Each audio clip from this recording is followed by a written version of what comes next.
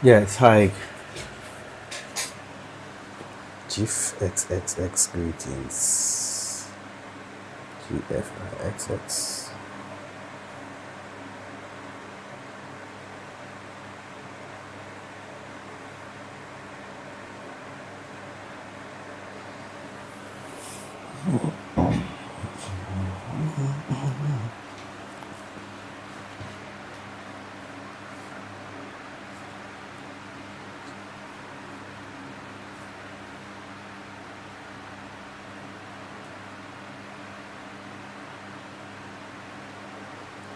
Andre Norman.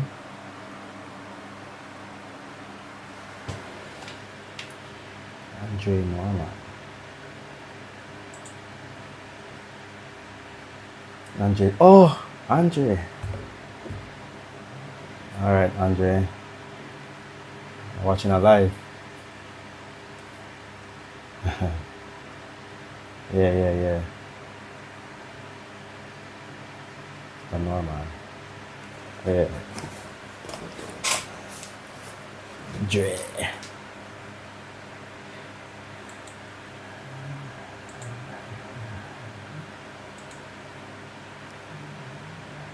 Shout out to his friend. Yeah, man. I remember. Yeah, Robert. Yeah, man.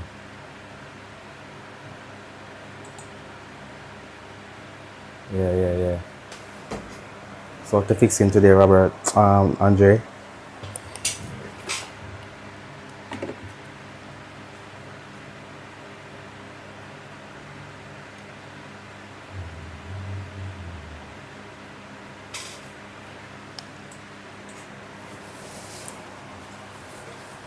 Yeah.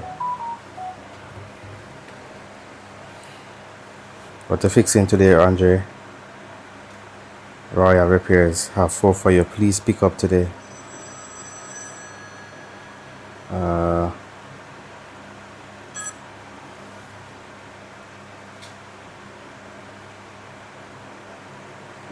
Samsung A9 charging port. Okay.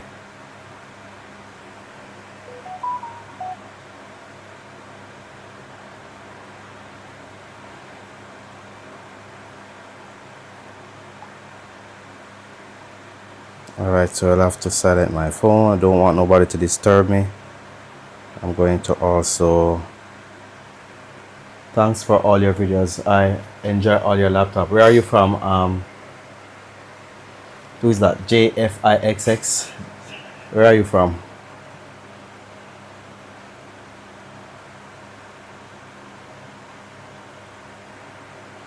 Mm.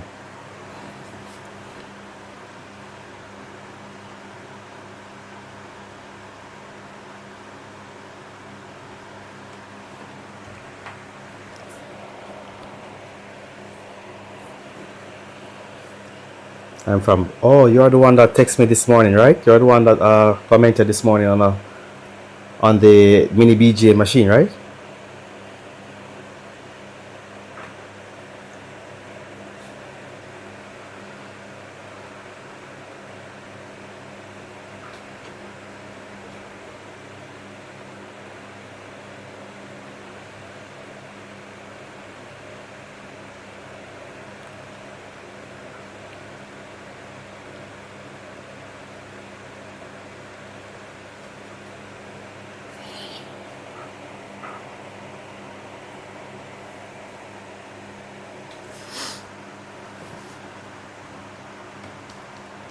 No, it wasn't me. I only joined their stream, but then it dropped off. Yes, I went on the road. I had to stop the stream.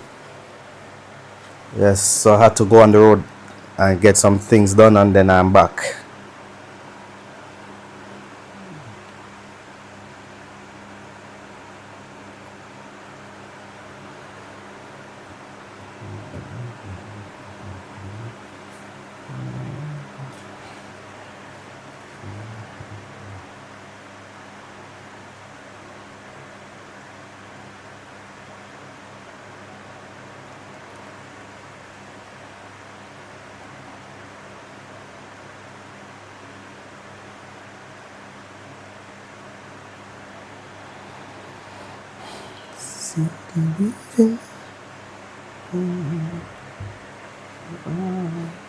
Hello,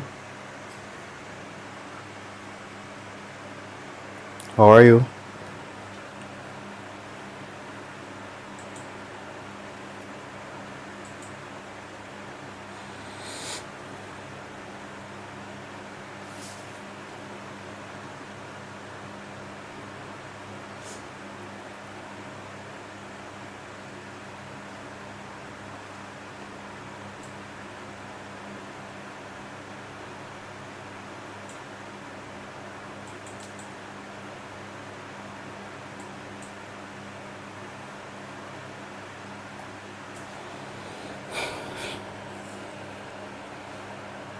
I would like to try and stream any repairs like you, but I am new. If you have any advice, do you recommend a box with buttons? Do you recommend a box with button to switch scene? Yes, you have to have a. It's called a video mixer. Yes, it's called a video mixer. So you have like A10 mini, which is the top end, or to say the trending video mixer now on the market. You also have the Live Pro L1, which I use. Yeah, so you have to have a video mixer. So it's more easier so you can switch between cameras.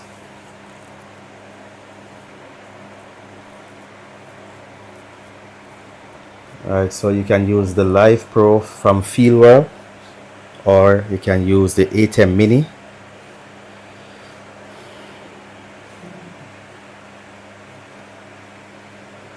And yeah, and that's it.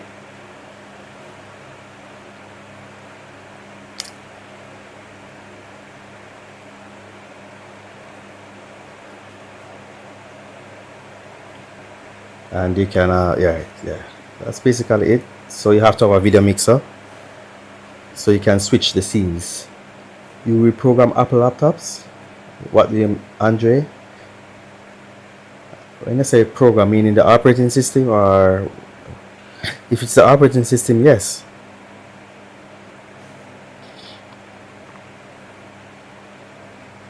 Elgato Camlink Pro, so I can get 4 times HDMI input into my computer. So you bought a Elgato Camlink. So that's how many cameras do you have? Elgato Camlink is capturing the HDMI signal into the computer. So you will need jump drives. So you will need that's USB. I don't like that. It tends to freeze. The Elgato Camlink is a good brand. Yeah, but I just use a video mixer. So I just capture everything one USB out. If you're gonna use, if you have more than one cameras, then you'll have to use like 4. Say that for example you have 3 cameras, you would have to purchase 3 Elgato Cam links, and that's roughly about $300 or $320 thereabout. And that could just simply use that money and buy a video mixer such as the A10 mini one, the A10 mini, and the Fieldwell Live Pro L1 or L2, whichever you prefer.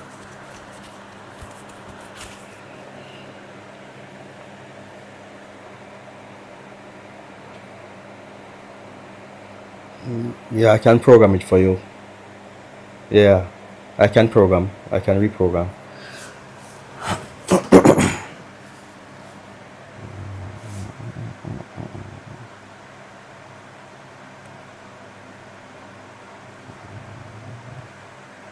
It's a PCI Express card. Oh yes, yes, yes. Okay, yes, that can work. So you have a PCI Express card with I think coming to 4 HDMI inputs and 1 output. Yes, that can work. So you plug it into the PCI Express slot, which can support 8 speed or 4 speed. Yeah. Okay, so that will work. So you plug that into the PCI Express slot, and I think that's roughly about around $150 to $200 for the Elgato PCI Express capture card. So that's a capture card, a PCI Express capture card, Elgato Camlink. Yeah.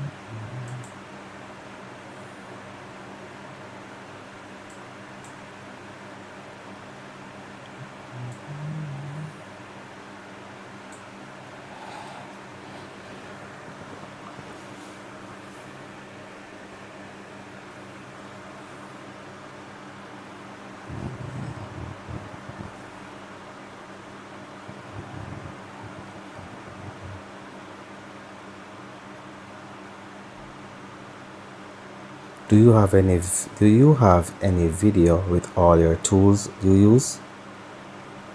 Do I? No, I don't. No, I don't think I've done a video with all the tools that I use. I've never done that one before.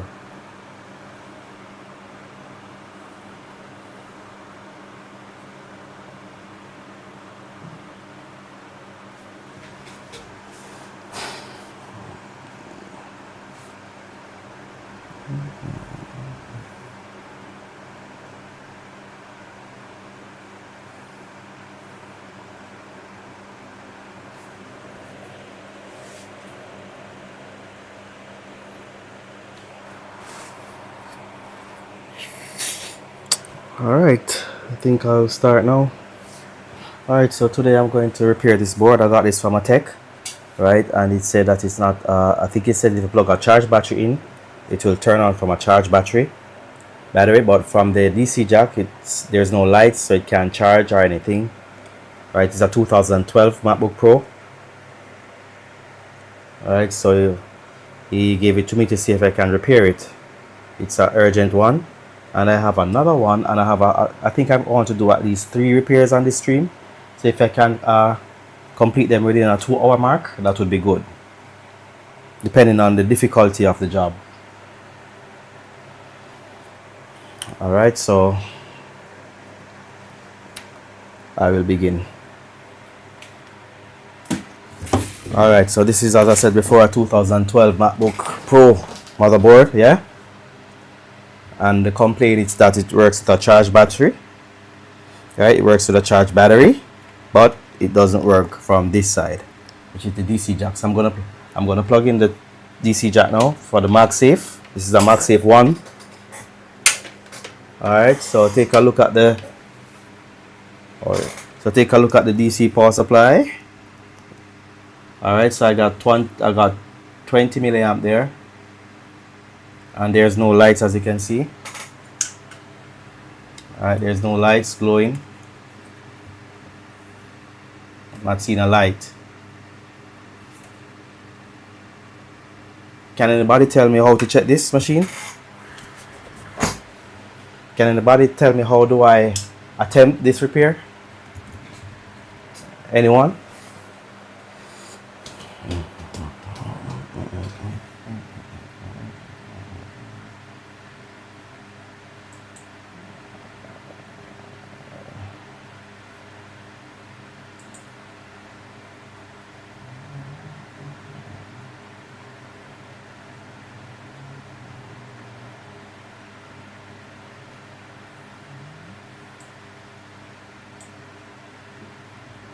All right, still waiting.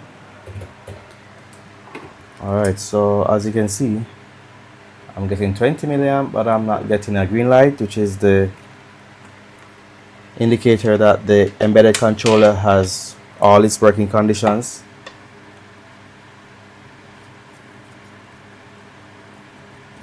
All right, so let's see if we can repair this.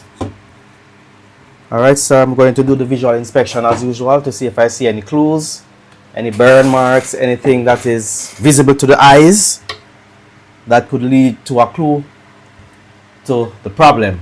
Alright, so this is the EEPROM chip. Alright, all this area tends to be liquid prone.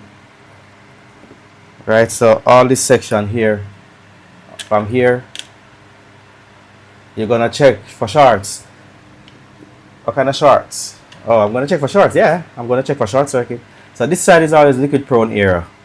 So many times these MacBooks tend to pull liquid from the air intake into, and most times burning the LCD connector, causing no backlight or no screen power supply, right? Or the embedded controller, resistors and capacitors components around this, causing it to have incomplete working condition. Right here as well is also liquid prone. This is the top edge of the board. They're always prone to liquid. So that's the first rule of. Once it pull in power without power on, it goes short. Once it pull in power without power on. Oh, Yeah, it depends on the amount of current that it is pulling, determine the amount of short. It can be a micro short. A micro short doesn't really take up a lot of current, few milliamps. All right, so I'm looking here at the edge of the board here, and it's all good. All right, let me remove the heatsink.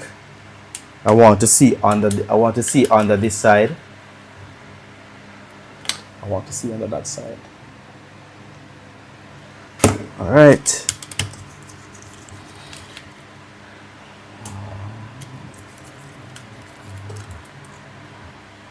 Hello. Where are you studying? Hello.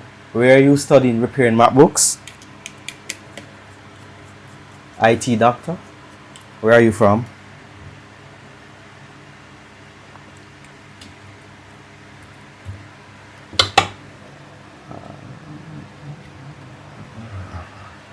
Alright, this side is all good.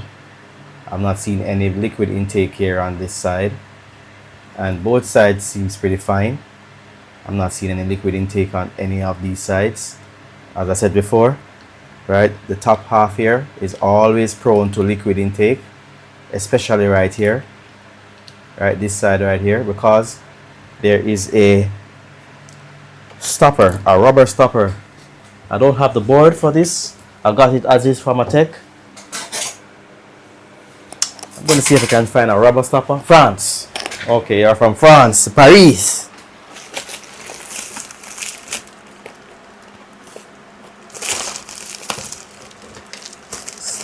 Start from France. Oh yeah. So this is the problem. So as you can see here, we have a hole. This one is seal, here is seal, and here is half seal. Right, so this is what causing the problem here. Because it's when it lays flat on the ground, on the surface like this, any liquid or anything can come in, right? The fan pulling in the liquid, right, causing here to have always liquid intake, and this is a trouble. It's always over the screen like this, the screen connector here. So this is a hole. This is a big problem. So if any liquid comes in, it hits right here first and burning the LCD connector. So that's the cause.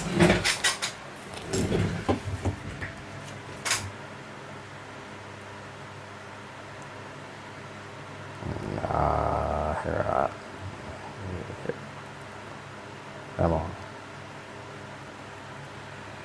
All right, so I'm gonna start.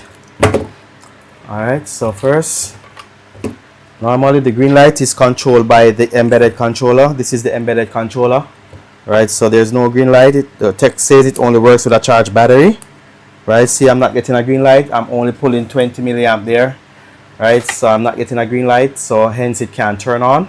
Normally, because these are Intel chipsets, so once you plug in the charger, right, it will immediately release the ACPI control signals from the PCH, and it will automatically turn on because the RTC battery is inside of the main battery, right? There's no CMOS battery on any MacBooks, right? And Apple is the first company to implement this, right, without having an actual CMOS battery on their boards, right, since the starting of the 2009,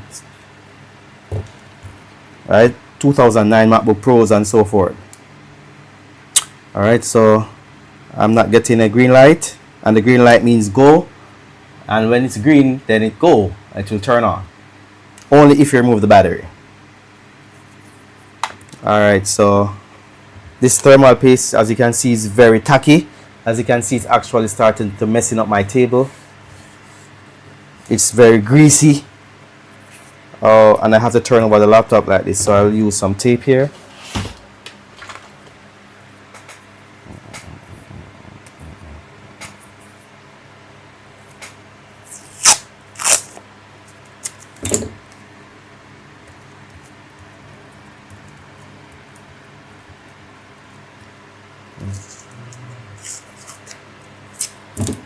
Alright.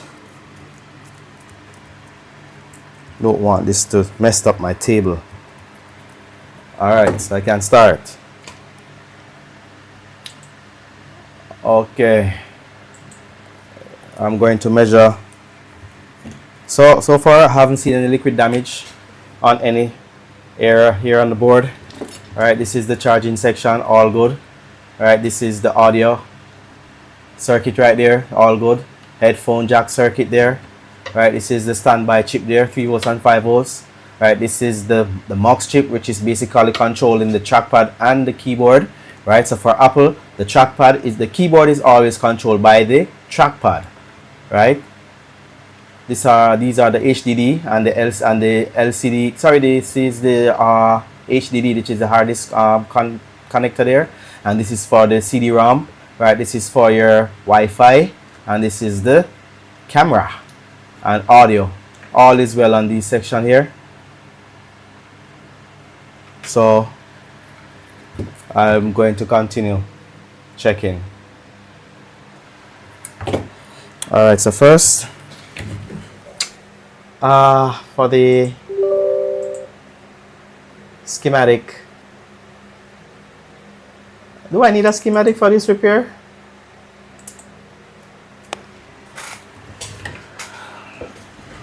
Alright, so it's a A20-3115.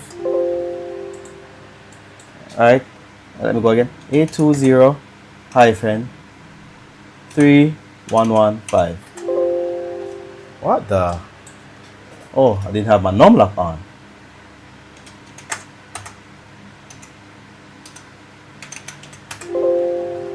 Alright.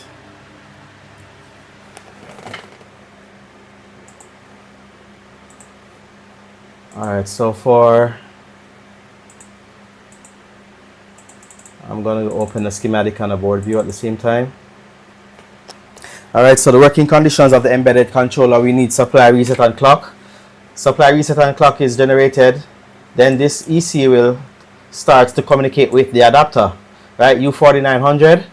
Alright, so U4900 is the embedded controller, which is a microcontroller, which is responsible to talk to the charger. It is charges and discharges the battery. It does a lot of powerful functions. Alright, I want to go to the basic working conditions page.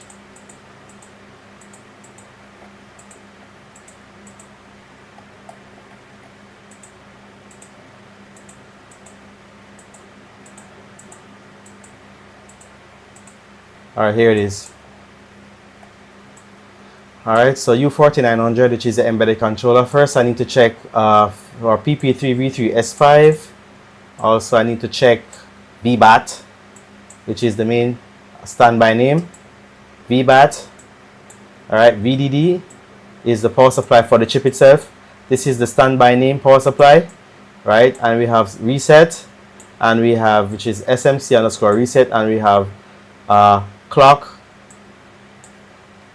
which is here, 32 kilohertz. Normally these need 12 megahertz clock.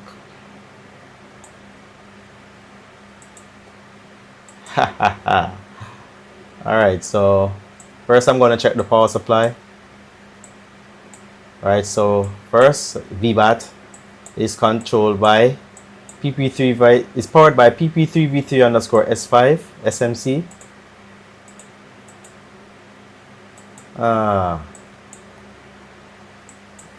Okay, that's where I'm coming from. Alright, this is for bat low. Bat low is a very important signal. If the signal is low, then the computer can't turn on, you can't get a trigger.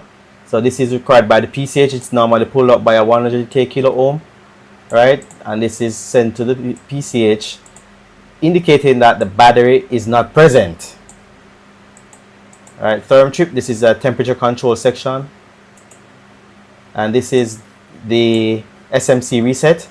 Right, we have SMC trackpad reset and SMC on off and SMC manual, which is the command when you select the options, command and R, Options, Command and R, which is the 4 combination button. It will delay and then it will pull this signal low, right? And then it will allow the EC to read the embedded program inside of the EC itself. There's a program that's embedded inside, which is built-in program, right? So hitting the manual reset, which is Command, Option, right, and Shift and R, which is a 4-key combination, which will reset this pull low and it will delay inside, right? There's a delay and inside there is a NOT gate, right? So the NOT gate basically is going to pull this high internally and then output is going to be low. That's why it has an asterisk here, right? Because there's inside there is a NOT gate, right? Not a NOR gate, it's a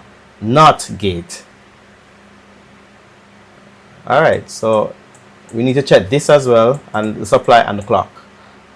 Well, PP3.42 should be present as well.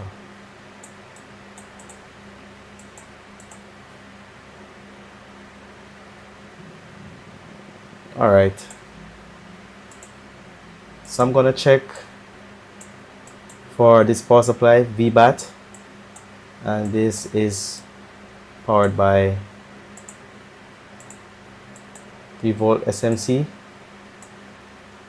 All right, this is coming to turn on off, which is a power on off switch. So it is going to a lot of places, as you can see. Back low. This is where I'm coming from. That's where I'm coming from. Alright, so as you can see, it is powered by PP3.42. These are the aliases. Right, so G3 hot, which are always present rails. So we have PP bus, which is 12 volts, PP VIN, which is switch, which is 19 volts, PP VIN. Once you see PP VIN, that's adapter voltage coming from the adapter itself, right? PP 1.85 DC, PP 18.5, which is coming from the adapter input, which is from the connector. This is the one that I'm interested in, which is controlled by PP3V3, PP3.42 underscore G3H underscore REG, which is coming from a regulator. And that's where it is coming from, PP3V3 S5 underscore SMC. So I'm copying this. All right. So this is PP3V42 power supply generation, right? Voltage is 3.4 volts with a maximum of 350 milliamp, right? And a switching frequency of 470 kilohertz, which is normally a very small PWM circuit, which is basically outputting just a few milliamps here, as I said, 350 milliamps. So it's almost similar to a LDO, which is a low dropout voltage power supply output, right? So this is the coil I'm going to check first. And it's right here. So I'm going to check here for 3.42 volts. Okay?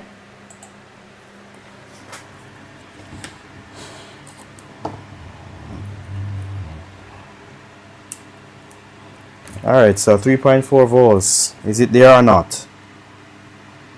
It's not. 0 volts. Oh, it's there now. Ha ha ha. 3.4. Let me check the other side. I think I was checking the wrong thing. Oh, yes, it's there. So we have 3.4 volts. 3.4 volts is okay. That means, right, I'm getting 19 volts, right, which is coming from the adapter itself, which is coming from here. See, 19.46. Right, these are tantalum capacitors for stabilization and filtering of the 19 volts. Right, and it also blocks low frequency and pass high frequency, all these tan capacitors. Alright, so I get 3.4 volts. So the EC gets VBAT. Next, I'm going to check the reset signal, SMC reset. Alright, so let me go back to the EC section. 4900. Search.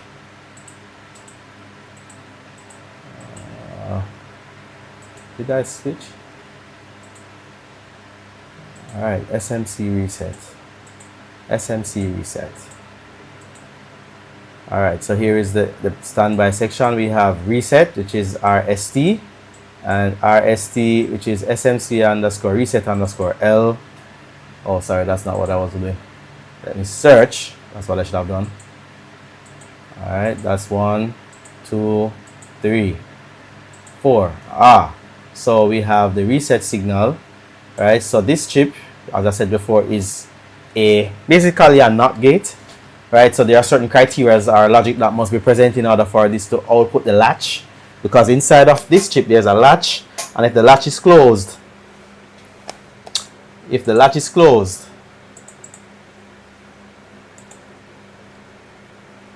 then there's a problem, right? So, or you could say it's like a MOSFET.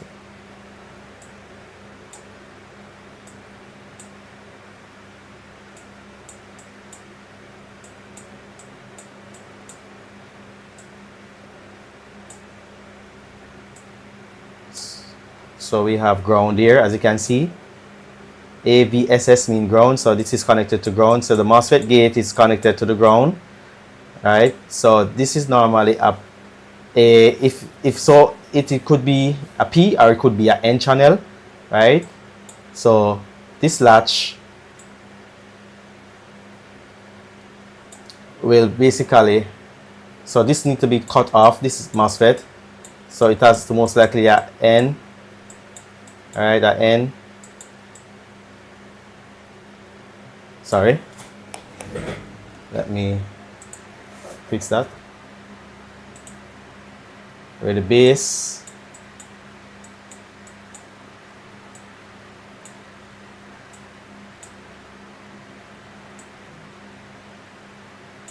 there's an arrow here, all right, this is connected to the ground,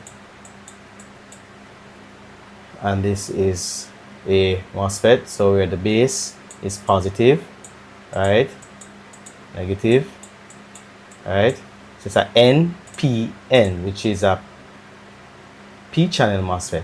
So the base is negative, right, it will conduct, right? So if high voltage is coming to here from touchpad, say 5 volts, it will cut off. It can't send ground to here, so this part won't be grounded, right? So it's like a latch. So if the voltage here is high, then it will always open the latch, so that this 3.3 volts, right, can be pulled up, coming to V in, and another part is coming through this 100k resistor, and then it will output 3.3 volts to reset the EC, right? So I'm going to check out this resistor here, R5000, if it works.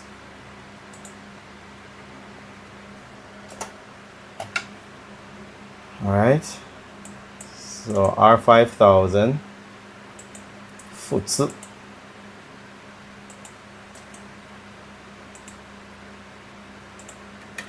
So R5000 is here. All right, so as you can see, we have PP 3.42, and this side is SMC reset underscore L, yeah? So I'm going to look for that.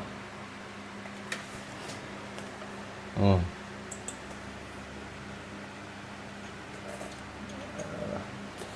right, so on this side, I think I need a microscope for this.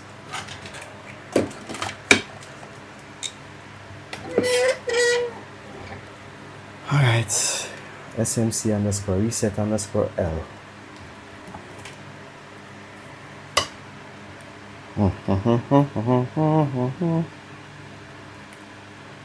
right. Patch. Okay, so it's right under the back side of the MOSFET.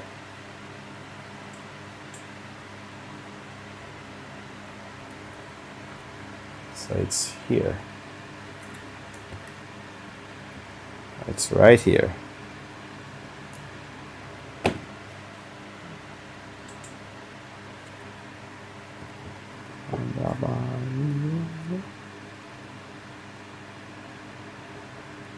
Alright, I have 3.4 volts.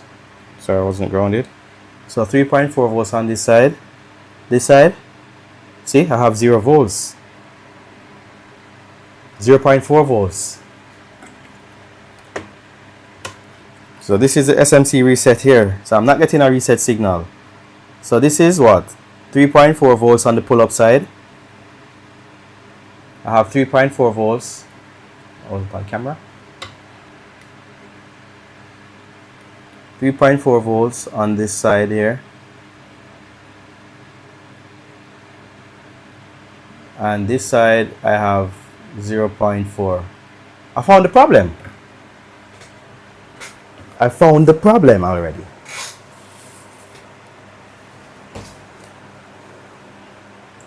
I found the problem. Alright.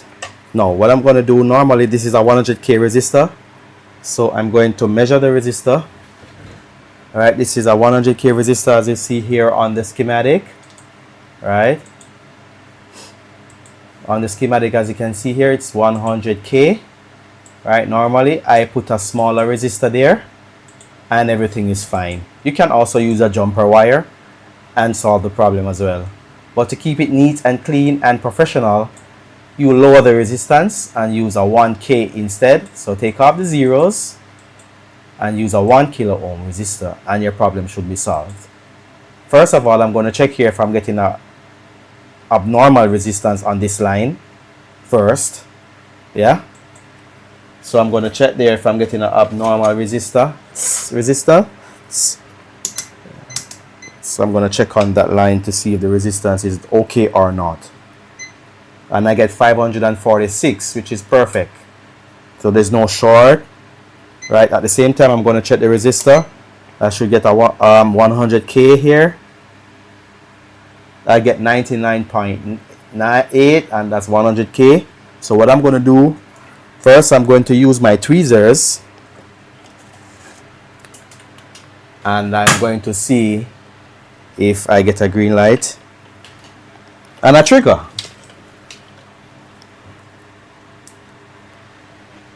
Alright, so I'm going to remove the power, add in power. So I'm going to hold with my tweezer. I think it's difficult to see here. Can I see it? I don't want to touch that cap. Oh, I use a smaller tweezer. Use a smaller tweezer.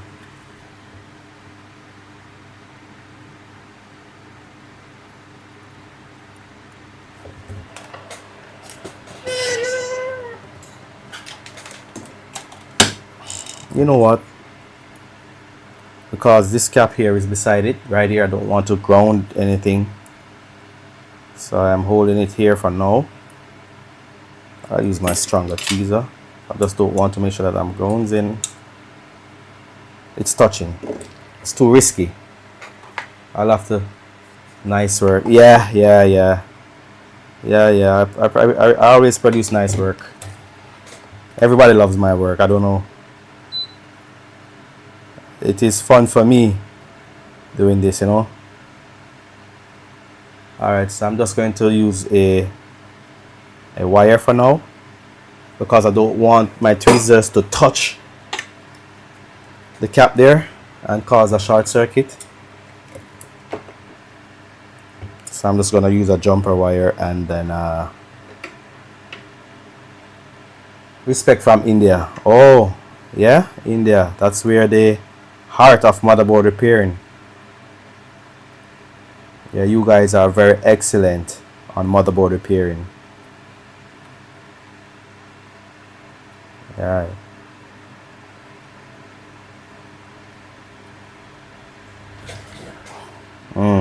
Alright, so watch this now. Alright, I'm not going to cut the wire. I'm just going to leave it because it's a temporary thing. It's a temporary thing I'm doing now. Alright, so I'm going to give power and see if I get green light. So I'm giving power now. As you can see, I get green light. Look at that. And the laptop is on. Shutting off. Let me go again. Shut off the lights. Alright, so I temporarily use the reset with a wire. This can fix the problem. This can solve the problem, but it's not professional for me because you can use a lower resistance. Right, so lower the resistance and you are good to go. You can use a jumper wire, but I don't recommend it. It's a fix, but it's just preference from me. But I like to use a lower resistor, which is a 1 kilo ohm resistor. All right, so don't be dodgy. Exactly. All right, so here is it. See, I have green light now, and the laptop is taking 820 milliamp there. Can't keep it on because I don't have a heatsink on. All right, so the laptop is working. So I'm going to put a 1 kilo ohm resistor. I'm going to get the resistor book. Right, it's a 0402 resistor. All right, see DNZ. So it's a DNZ range gen Yang Ben Chu. DNZ range gen Yang Ping Ben Shu. Ben Shu means book in Chinese, yeah. So it's an electronic component sample book. Yeah. So I want a 1K resistor. Alright, so I need a 1K. I'm at 330. Here's it, a 1 kilo ohm resistor here.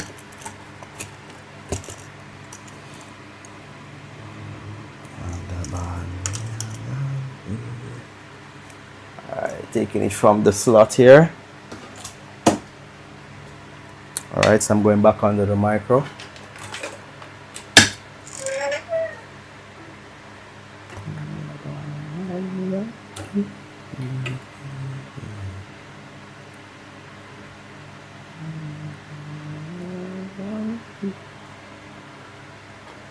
Alright, so I'm going to remove this 100K and I'm going to put a 1K resistor. Don't need this anymore.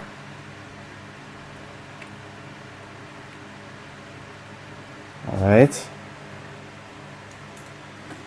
tinning the pads here with a, how far am I now in the stream? I'm at 44 minutes in the stream. Time is moving so fast. Alright, so I'm just tinning here with some leaded solder. Yeah.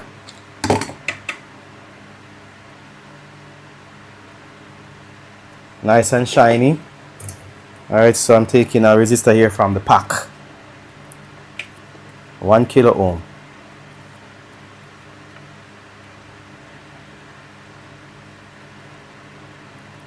There we go.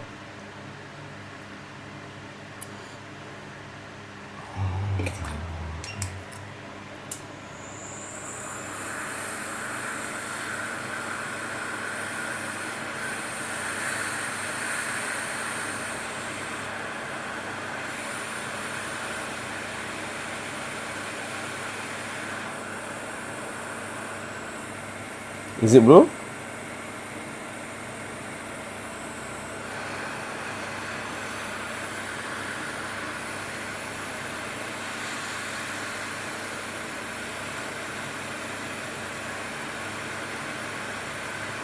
There we go.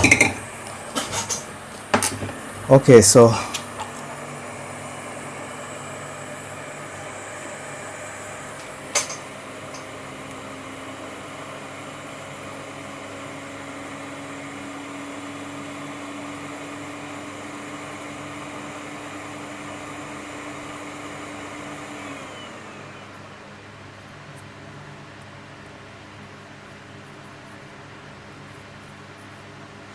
all right.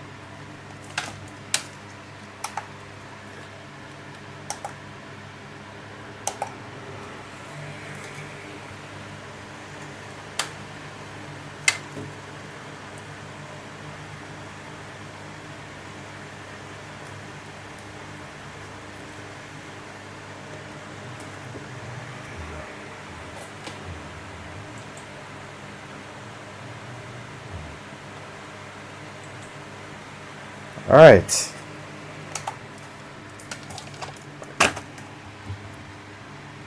All right, so let me see now if it works.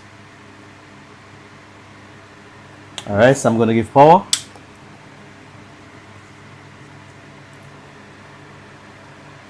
That sounds good. Alright, so is there lights? Nope.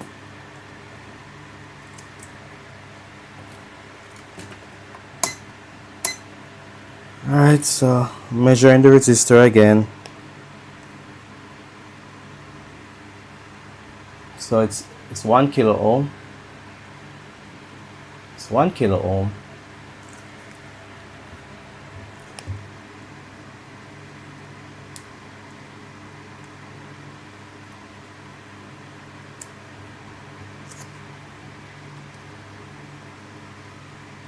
There's no lights.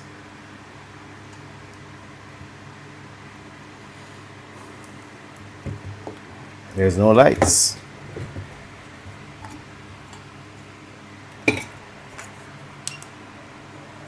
Alright, so I'm going to do a SMC bypass and see. The SMC bypass. See if the SMC is bad. Also, let me check if the voltage is coming over.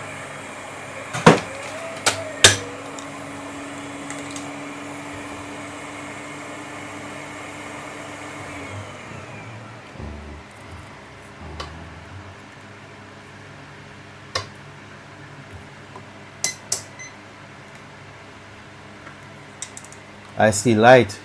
I see light went out and current dropped before I was thinking thermal shutdown with a heatsink. What? I see light went out. Where? On this laptop that I'm fixing? Before I was thinking thermal shutdown with no heatsink. Oh! Well, the light should come on regardless.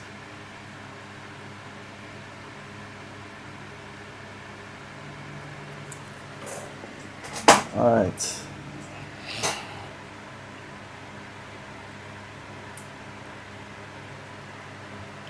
Okay. Alright, 3.4 volts is there or not? It drops to 1 volts. So 3.4 volts on this side.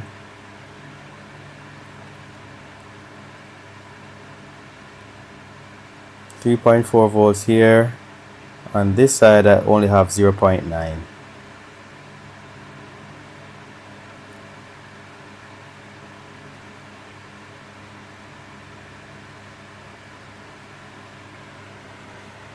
Charger light went out when you had it connected before. Yes, and I use a jumper wire, and so I'm missing reset signal. The SMC reset signal is hanging, right? So this is the capacitor, sorry, the resistor that should pull up. This is a pull up resistor because this side is pulling up PP 3.42, so it should pass. So the latch is being closed, right? The latch is closed. So at the moment the resistor can't pass this voltage through here, right? Because it's sensing a tension on this line. Alright, so the SMC reset, so this is the resistor changed from a 100k to 1 kilo ohm. Alright, so this chip can be the fault as well. Alright, or it can be the SMC itself.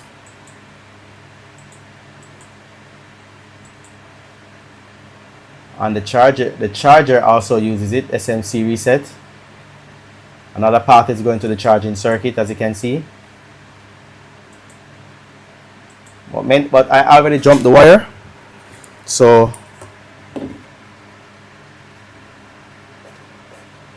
right, so it's telling me that the jumper must be, yeah, I didn't want to use the jumper method. Replacing the EC, that's a lot of work.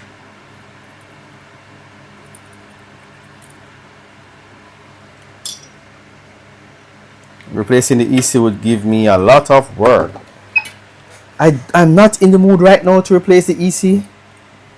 Believe me, I'm not in the mood right now to replace this embedded controller.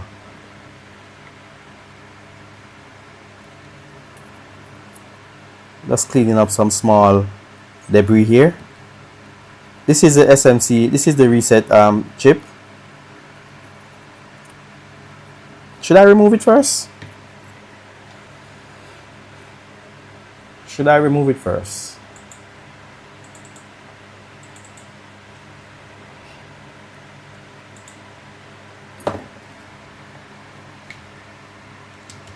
I'm gonna remove it.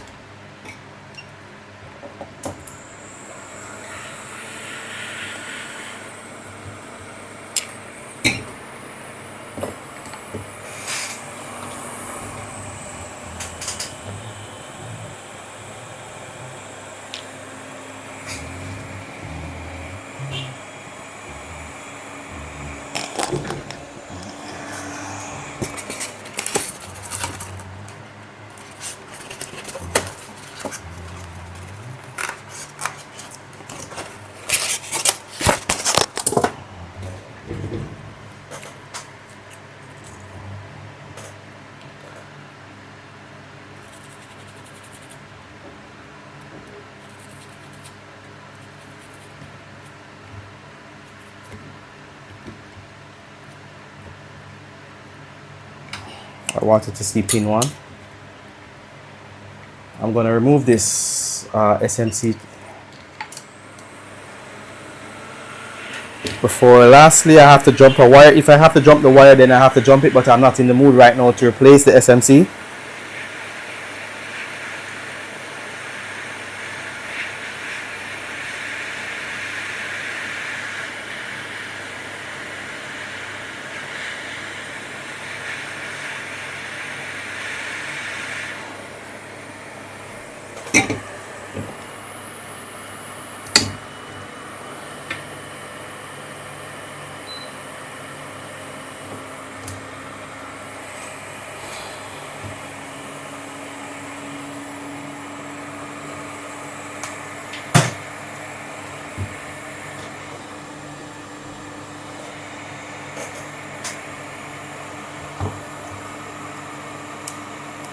See, I have green light,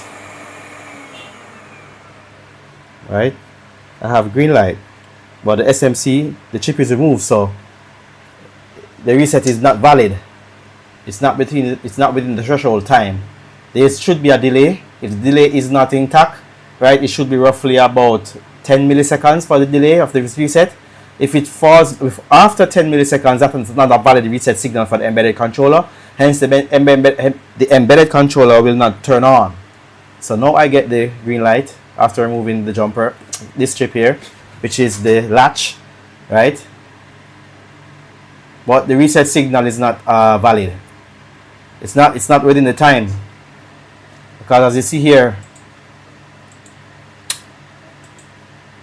there's a delay, as you can see, right, for the time in which is the delay in which the voltage ref, right, 3.3 volts, right, voltage detection 3.0 volts, right. So if the delay voltage is not within the certain amount of time, then the reset signal will come invalid, right, and you can't have a valid reset, so the EC can't turn on.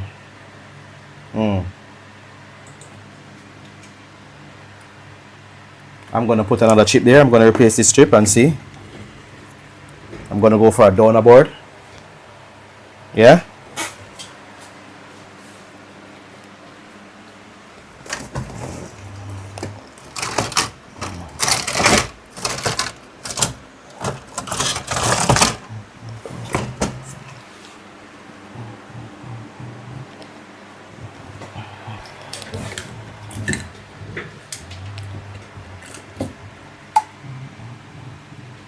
I want a 2012 board.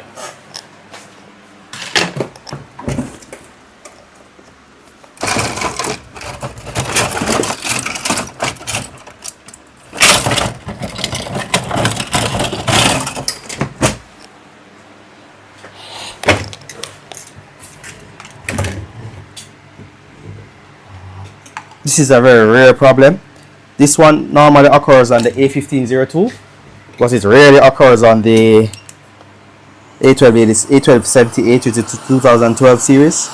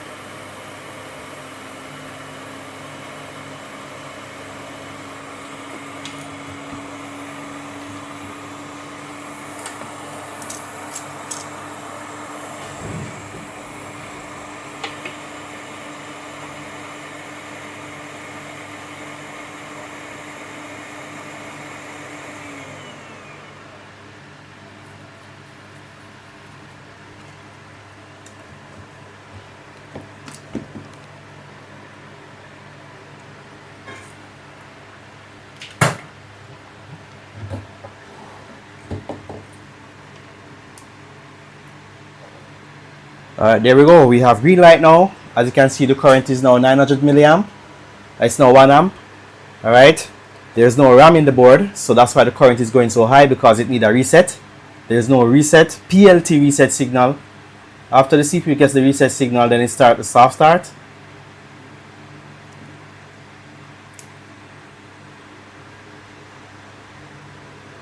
And also I don't have a heatsink, so the heatsink, the CPU will overheat and pull therm trip low to tell the PCH to remove SLPS3 or the ACPI control signals, and then it will send it to the embedded controller. The embedded controller will disable S5, which is 3 volts and 5 volt section, right?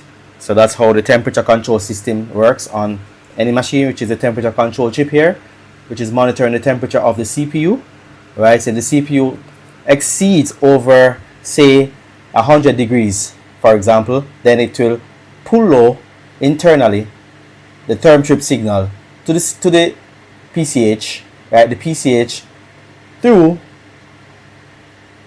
the therm trip signal will also be sent to the embedded controller. The embedded controller gets the therm trip signal and it will shut down 3 volts and 5 volts, right? Using the therm trip to turn off the S5 rail, 3 volt S5, 3.3 volt S5 and 5 volt S5. Yeah. Alright, so I'm going to connect the heatsink.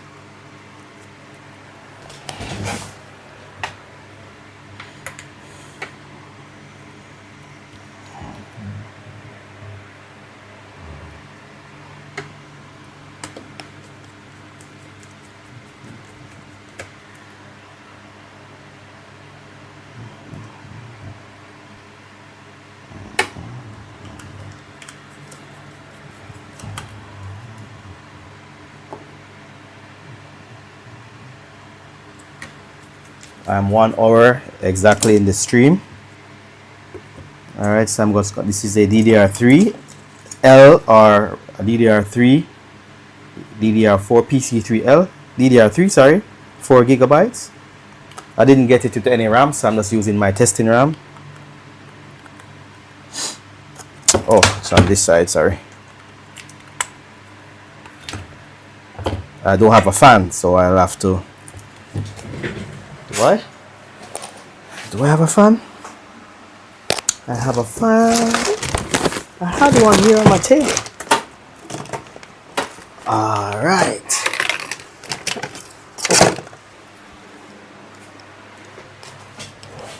This one works. Found a fan. Nice. Found a fan. And the fan is spinning.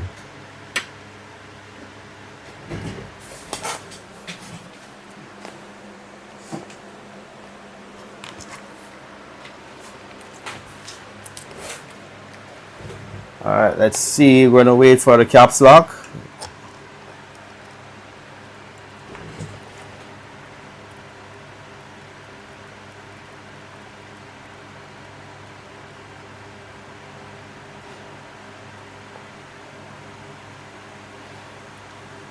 Alright, so if you take a look at the current, it is going in a loop. The current is abnormal, but it's working. I got caps lock, so it's now 700. I thought it was going to give me no display because I saw the current jumps from 620 to 550, 620 there to 550, 620. So I was saying, what, it's not going to display? but we have display fan spinning fast, so that indicates to me that the temperature control circuit is working, the embedded controller is working. From the fan is spinning fast, that indicates that we have a folder flashing icon there, and I have a done job here. So replacing this solved the problem, the latch. So this is a latch which is a very important. This is a NOT gate. It has a lot of NOT gates that's inside, right? So the NOT gate, basically any input that is coming in, the output will be different. The output will be different. So if the NOT gate, let me remove the power. All right, so this is a done job. Let me explain what the NOT gate is. Right, Apple uses NOT gates on their circuit. As a matter of fact, they are the only manufacturer that uses a NOT gate on all of their logics. And AND gates, they use them a lot.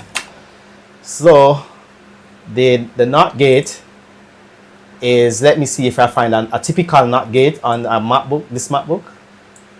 The NOT gate is used by here. So as you can see, this is not a NOT gate, sorry. This is a comparator, or you can call it an op-amp, right? An operational amplifier. I'm just going to see if I can find this is a temperature control circuit, as you can see here.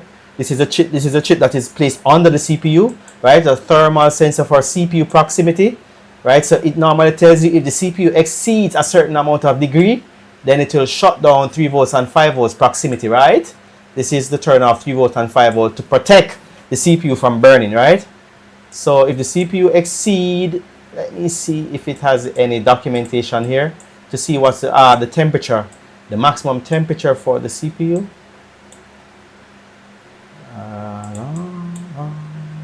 Thermal sensor. It's not noted. They didn't give that information. I2C 98.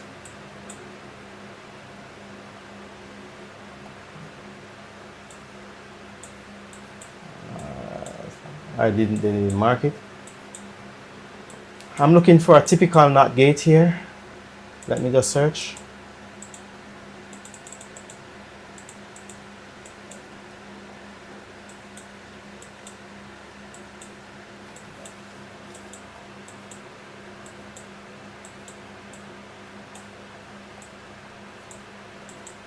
I can't remember exactly where they uses them a lot.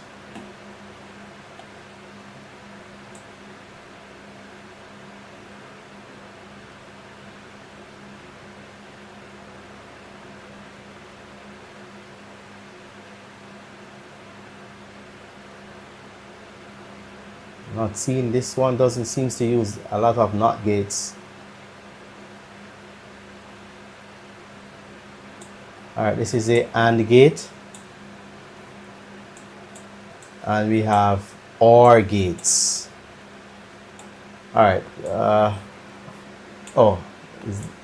Alright, this is a OR gate, right? So whatever signal comes in, that's what's going to come out, right? So if here is true, this will also be true.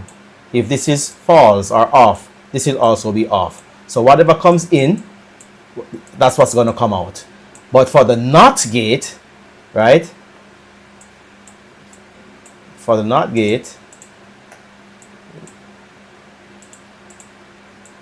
I can't draw.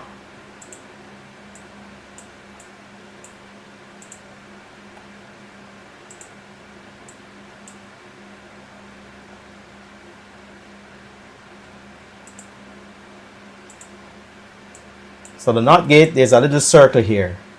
So if this is high, this can't be high, it will be 0, right? That's the NOT gate, right?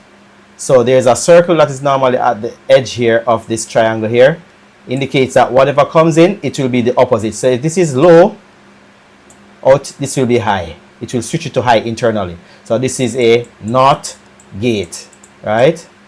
So that's how it works. All right. So, Alright, so I'm going to move on to something else. Alright, so this one is complete. I have another one.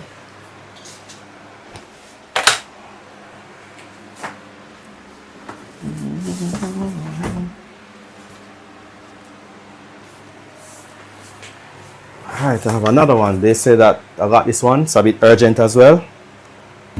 And they said that it's not turning on.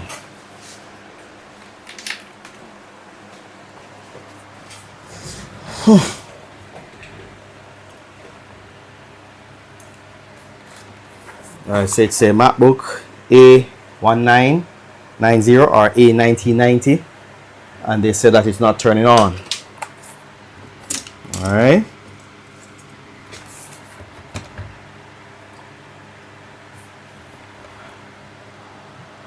It's a Type-C device, and a lot of techs don't like to work on Type-C computer systems, and the viewers know themselves, right?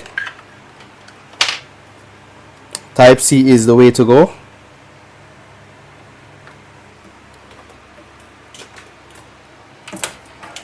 The phenomenal. Type-C is the phenomenal. I don't have a problem working on Type-C. I like Type-C repair, but I don't have a problem with Type-C. Any of you guys have a problem with repairing Type-C devices? Anybody? Anybody like repairing Type-C devices? Let me hear. Let me see. Anybody? Who likes to repair a Type-C device? Who likes to repair them?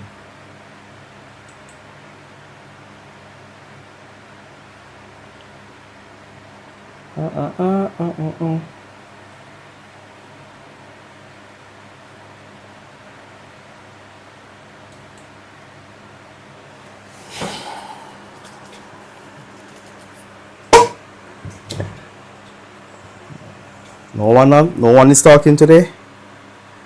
Me alone doing all the talking today. I'm the only one doing all the talking. No one wants to talk. Alright. So they said that this one is not turning on. It's not turning on, they say. Alright, so I'm going to plug in the charger and see what happens. So shall we? Alright, so first this port.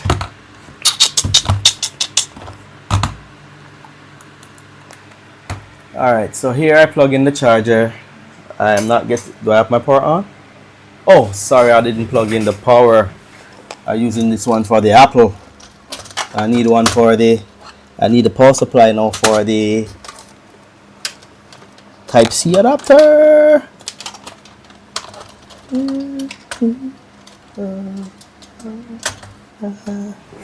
Alright, so there we go. I have 5 volts, no boost. It's not boosting. Alright, so I'm trying the next one. I have 5 volts, not taking any ampere, so not getting anything. It's not boosting, it's not doing anything. No current draw. It pulls the current for about 2 milliseconds or about a second. See, that's less than a second, and then that's it. No current draw anymore. Alright, so I'm going over the next side.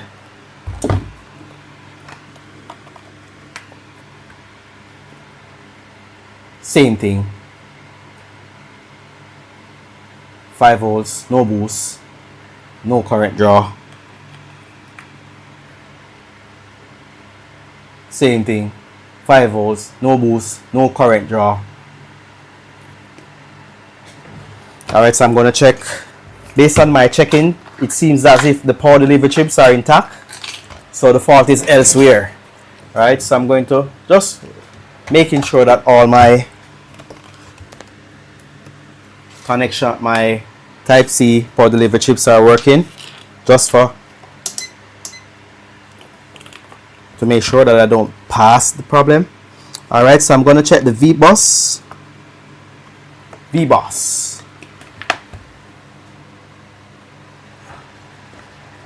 Alright, so VBus, VCC, no problem there. 179. Is this not enough light?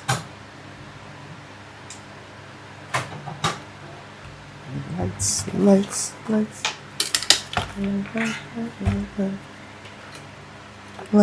Lights.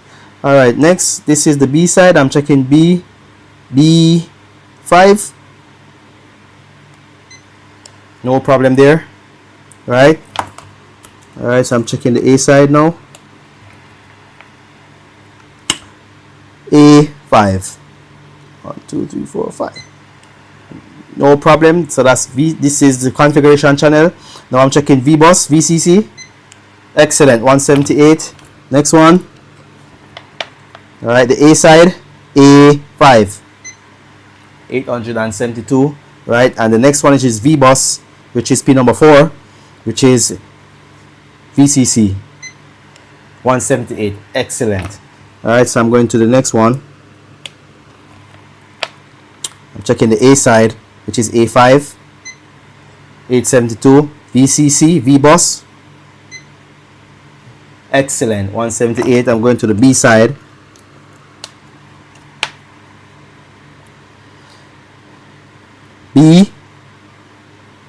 B4,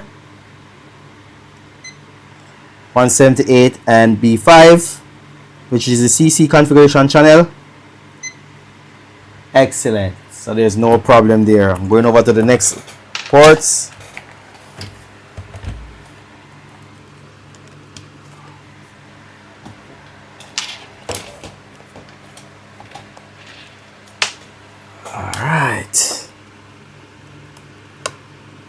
Alright, VCC, this is the A side. I'm checking now, A5.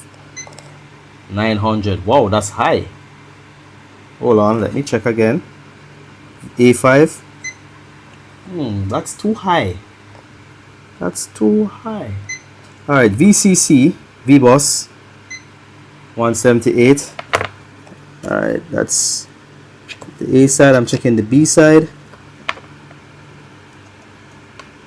B5. 909. This side is a bit high. And VBus, VCC, 178. Alright, that's not bad. Next one. B5. 894. And VCC, VBus, 178. Okay, on the A side, A1234, VBus, and A5, 894. Well, it seems one side is high, one side is a bit lower than something like that. Alright, so I'm going to take apart the unit. It seems we have a problem on PP bus. PP bus seems to be shorted.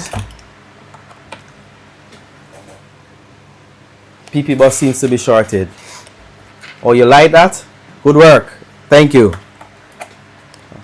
Yeah. That's how you check the Type-C ports. Right? That this tool, right, allows you to check the resistance and impedance to ground.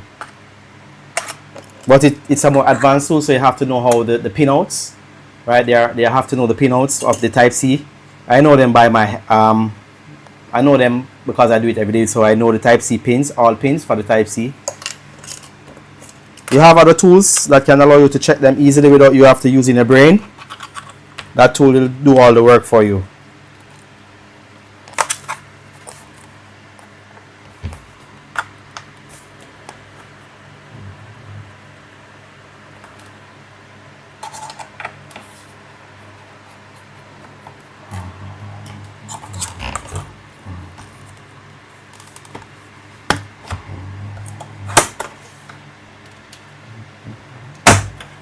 All right.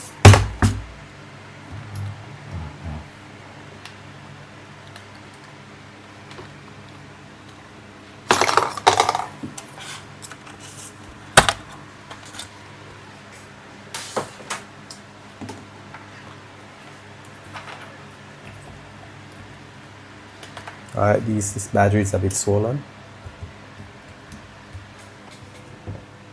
Alright, so let's check for any visual appearance on this thing, on this board here, if there's any burn or any form of liquid intake. Alright, this is the backlight section here. All is well. I have a MacBook T8, I have a mechanic T824 mechanic, as in what is that? I'm not sure what kind of tool is that. T824 mechanic. Oh, you use the tool that is used to check the USB-C meter you're talking.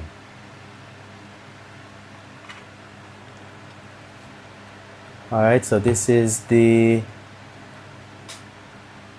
audio amplifier here. They tend to go bad, so I have to take a very good look at them, right?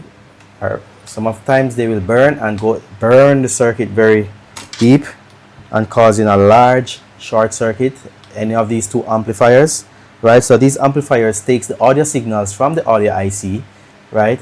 And then the audio IC will output the audio through these two coils, right? So if you're going to check a no audio fault, you should use your oscilloscope and check here, right? You should have 5 voltage. If you have voltage and no wave, then you replace the audio amplifier, right? So if there's voltage and no wave, replace the audio amplifier. Yes, it reads the USB diode readings. That's what I've just done a while ago with this tool, right? So it read the diode value, right? As I said before, this is for a more advanced user, right? So I fill these holes with solder so I can have test points when I'm measuring, right? So I fill them with solder, as you can see, right? The extra ground pins, I don't need ground because I already can check ground from this side, right? So I fill these 2 holes with solder so I can use these for ground. As you can see, S ground, and this is the main ground. This is the board for this is the ground for the board itself, right? But these are the ground, right? So I just use one side. I don't need to put solder on this side. So I just solder some solder here in these holes, right? Because these are the ones that I check for grounding, right? They are the same for this side, so I just use one side. So you just need to check VBus, VCC, and configuration channel A5 and any of the 5s, right? B5, A5, and configuration channel, right? And ground and VCC. Yeah. All right. So this is the power delivery chip here. I'm looking at it. I already checked it, so everything is okay. Yes. That's what I use for my diode readings. So I don't need to use the mechanic T224. It does the same thing. So I use my brain instead. So it's faster for me that way. But it's just preference. But for people who doesn't know how the Type-C pinouts work and what are they, then that tool is used to make your life easier. Alright, so this is the NAND power supply here. Right, we have 2.5 here and we have 0.9 and this is 1.8, right? 0.9 is parallel, so this is the core supply for the NANDs, right? So if this voltage is not produced, then the 2.5 voltage will not produce, right?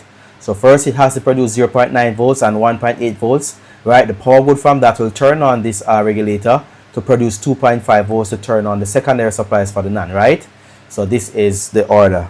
Right, so I'm going to check here as well. I'm just doing a visual inspection. This is 3 volt and 5 volt standby area, right? TPS 5180, which is the PWMIC, which is going to produce 3 volts and 5 volts.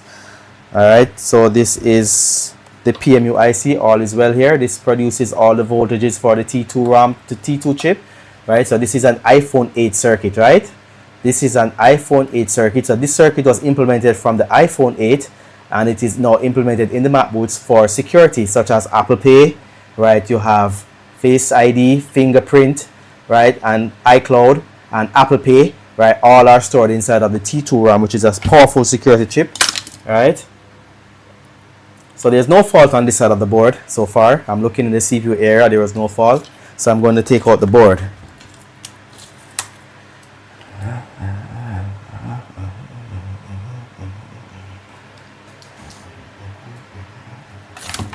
Alright, first I'm going to remove the battery. I always forget to remove the battery.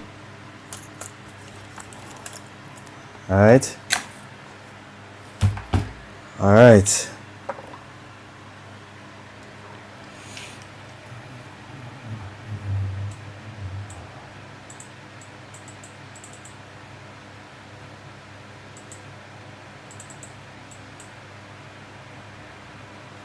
right. Hey. Just checking my stream. Ah, lovely. Lovely, lovely, lovely, lovely, lovely. This is what I want. All right, so I'm going to remove from this side. This is going to be my last repair for the day. After this, I'm going to close the stream as I'm a bit tired.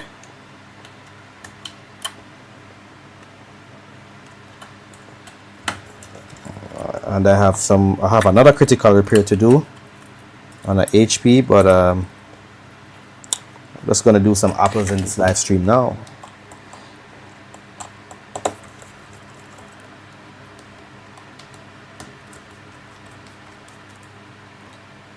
Oh yeah, oh yeah.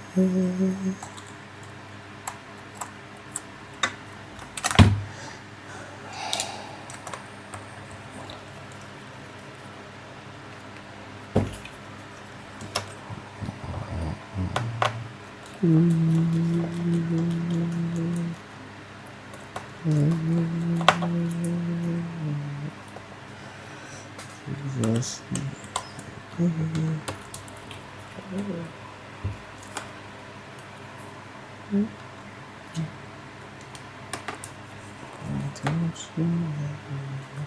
This part is a bit boring, so you can find something else to do in the meantime.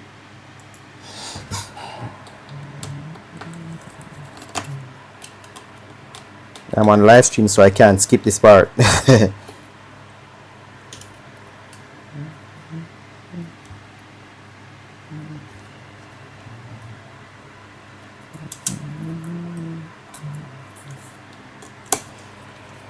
I'm in Jamaica, Kingston, the capital of the country.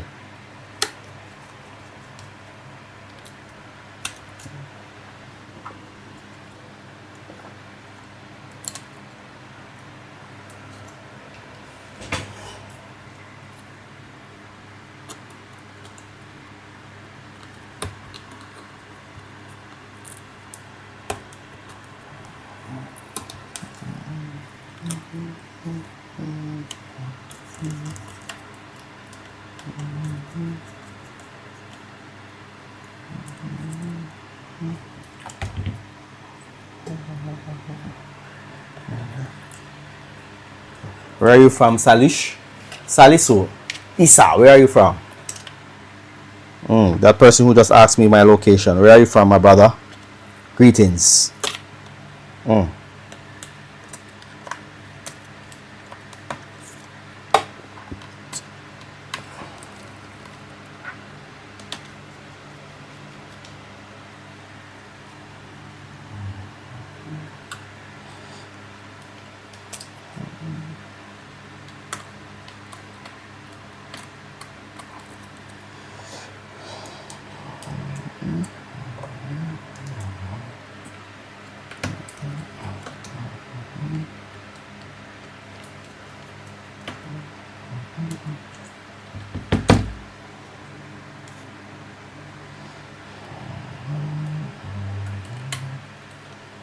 Nigeria. Oh, yes, I have a lot of friends in Ghana, and Nigeria, and Kenya that follows me on YouTube. They found me on YouTube. Yeah, Kenya, Ghana, and Nigeria. Yeah, my big friend his name is Richie from Ghana, Accra. He's from Accra in Ghana. Yeah. I like to watch African movies, you know. I'm gonna watch one tonight when I get back from work. Yeah. I like African movies. I like Nigerian movies. I like Marie Sam. I like Ushe Montana. I like John Ekanem. I like Oni, Alex. I like all of them. Apple Repair, South Africa. Hi everyone. Yeah. Apple Repair. Okay, today's an Apple Repair as well here. I'm doing an Apple Repair. This is my second Apple Repair.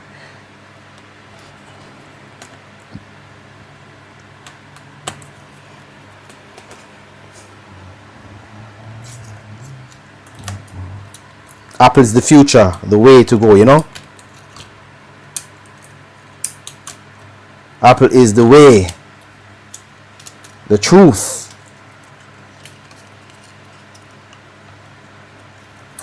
Everything Apple, yeah. I like to repair Apple. I like to repair Apple. I repair Apple more than how I repair a normal PC. Look at this dust. Look at this. Look at this. Look at this. Look at this. See that? Alright, so these are the other two power delivery chips and they are good. Alright, these are under here is the NAND.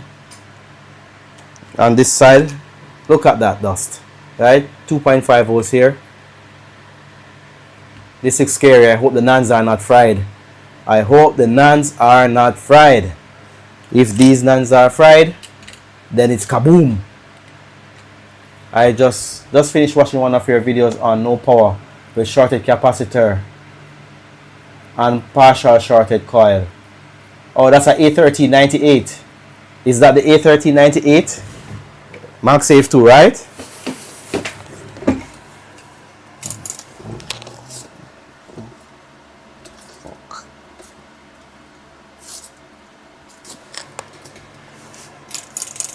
Right, so I'm cleaning off this dust here.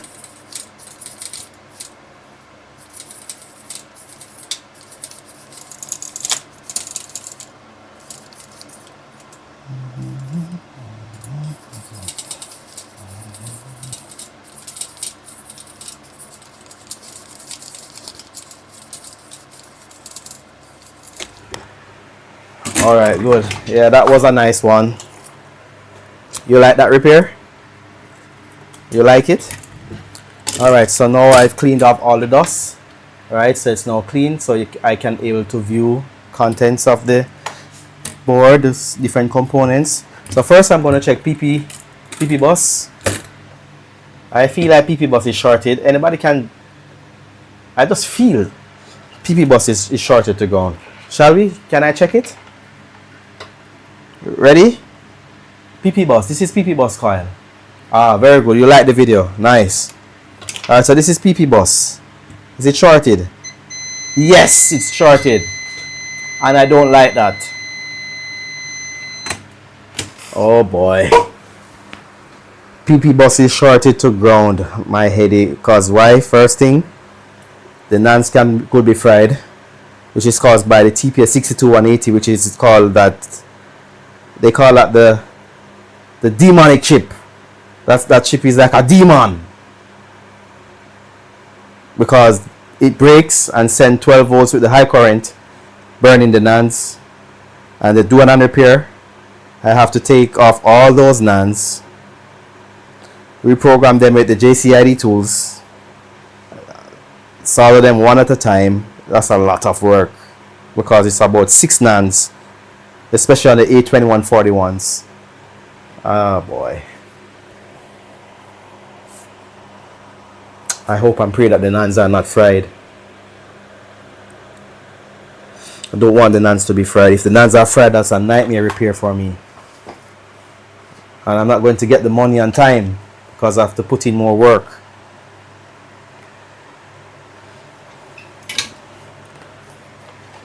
And I need the money, you know.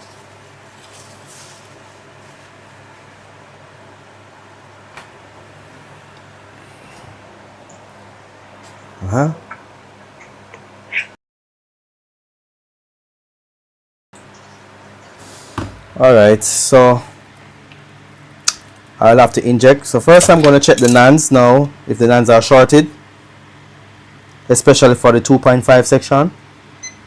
Alright, 2.5 volts over here is okay.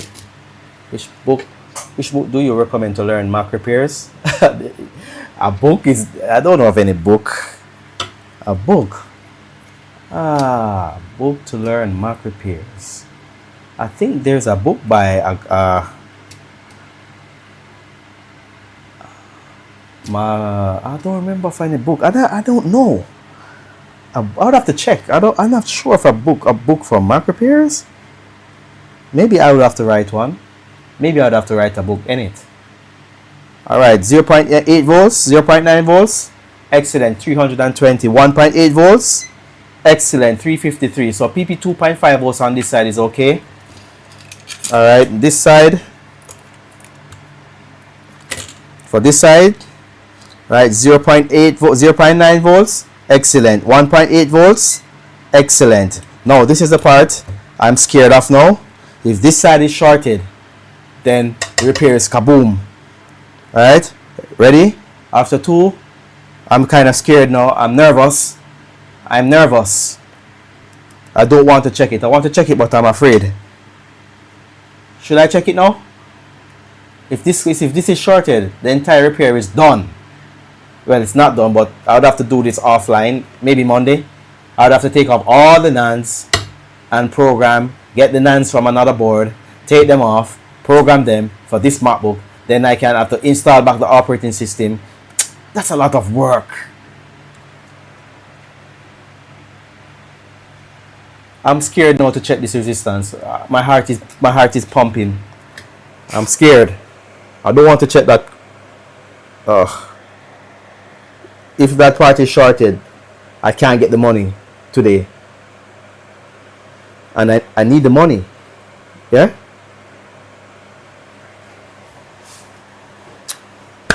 I'm gonna pray. I don't want the NANDs to be shorted. I'm scared of checking.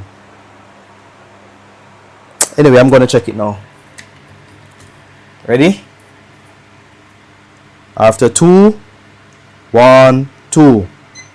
Ah! Thank you, Lord. Yes! The NANDs are saved by the bell. Just check it. Yes, the NANDs are saved.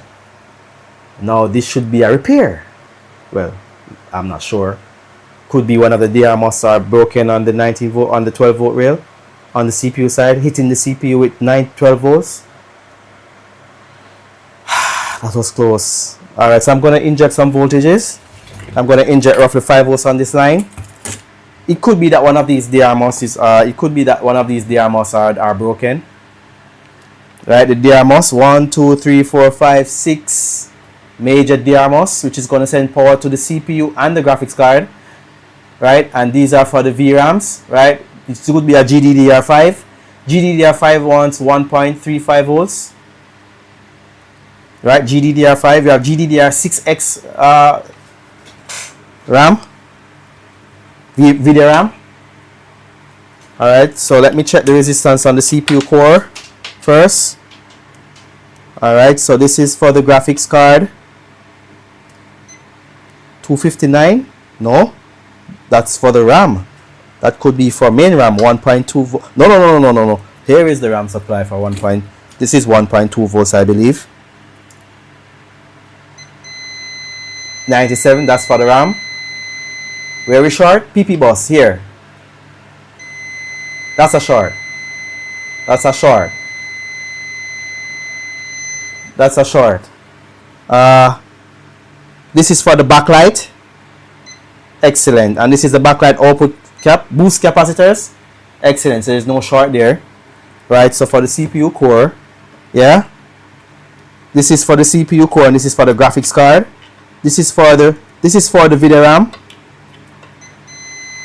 This is VRAM. Alright, this is VCC SA. Right, this is VCC GT. Excellent. This is VCC, this is the CPU core. Excellent. So there's no short there. 5. Let me see here if it's the same.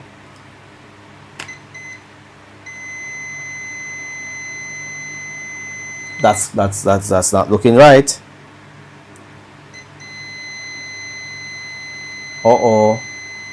I don't like this. This is a A1990 MacBook, A1990. It's a 2019 MacBook. I don't like this. This doesn't look right.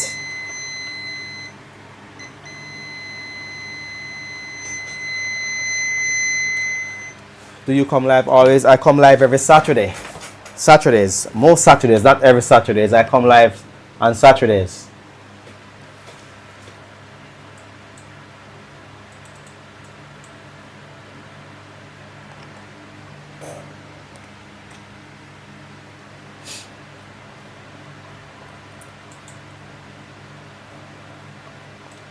You come live. All right. Okay. All right. So I'm gonna inject. I hope and pray that these are not broken. So I'm gonna inject 1 volt, and I'm gonna check if I get back 1 volt on any of these coils, then one of these DRMOS is broken, right? So most likely the CPU is broken because the 12 volts coming from PP bus will come over when the MOSFET breaks down in switching, and it will, after removing the MOSFET, the DRMOS, it will turn on but no display, no soft start. The CPU core section is shorted. Right, we call it an integrated MOSFET breakdown phenomenon. Right, there are 2 MOSFETs inside of these DRMOS and they tend to break. Right. How long now I'm in the stream? I'm almost 2 hours in the stream. Beautiful stream. A nice live stream. A nice live stream. Yeah, so I come live on a Saturday. Saturdays when the shop is not full and the staff is not here, I do a live stream. Alright, so now I'm going to run a jumper wire. So I'm running the wire, so I'm going to go head over to the thermal camera. So I'm going to inject roughly a volt first, and then I'm going to watch and see if any voltage comes back to those coils, and then I can say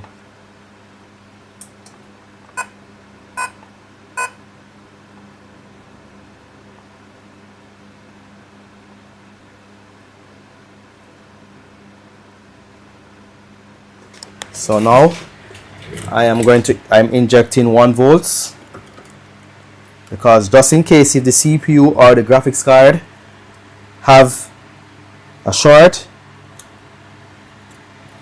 sometimes it's very rare to have a DRMOS broken and the CPU is still alive. I did a video some time ago where there was a short on PP bus, and after removing the DRMOS and replacing it, I got display, which was very, very, very, very rare. That's a rare phenomenon.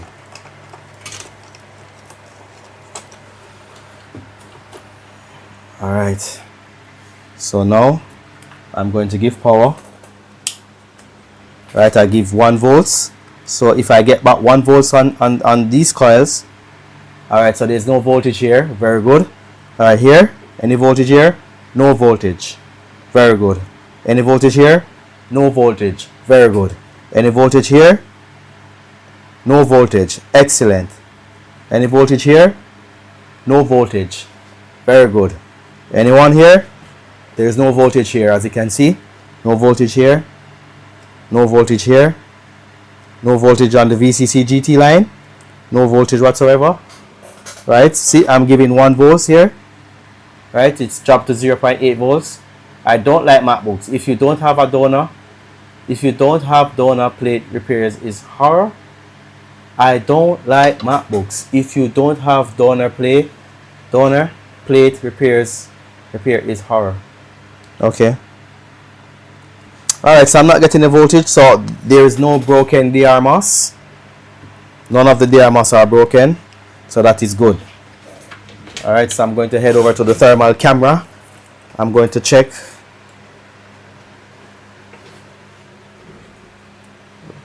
the wings of the board. These are called the wings. Right, this is the left wing or the right wing, any of the wing, depending on the direction. Right, so these are like wings, right, they come out, right, they are like wings. Okay, I call them the wings. All right, so I'm going to go to the thermal.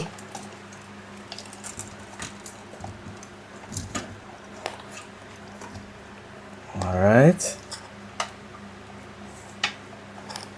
caps, you think it's a cap? All right, let's see now. Let's see if it's a cap. Let's see if it's a capacitor. Maybe it's a capacitor, Mr. Knight. That would be good. That's what I want. So I can get paid. Right, Mr. Knight?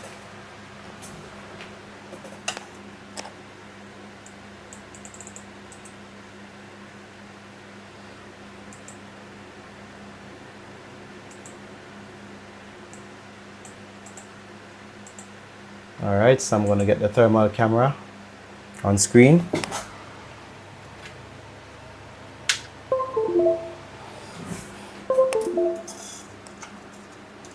Alright, so I'm going to start from this side of the board first. Waiting for the camera to come on.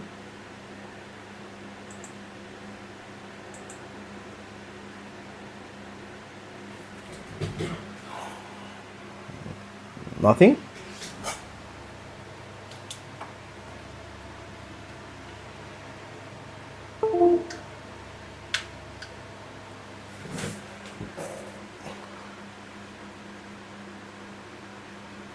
Come on.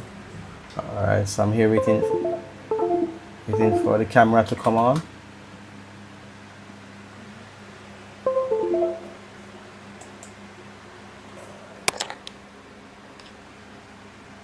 Alright, here we go. Alright, so I'm going to switch over to the thermal camera. Here is the camera. So first I'm going to check on this side first here. Alright, so I'm going to check in this area here. This area here tends to have some broken caps, and sometimes over this side, but mostly on this side. So I'm going to go into the thermal mode, and I'm going to hit seek. Yeah, and then I'm going to give power. So take a look in this section here if anything here is going to get hot. If it does get hot, that means it's a signature fault. Right? It's a common issue for these machines to have a short on one of the wings. After 2, 1, 2. Oops, I didn't plug in my power. It's plugged out. Alright, after 2, 1, 2. There we go. There we go. There we go. We have a heat spot here. Alright, and it's pointing right here.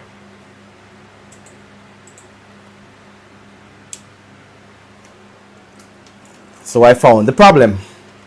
So Mr. Knight is correct. Mr. Knight, you are correct. It's a capacitor.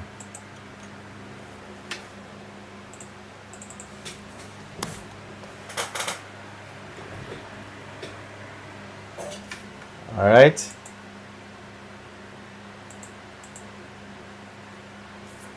So you are correct, Mr. Knight. Yes. I can get paid. Exactly. Money, money, money, money.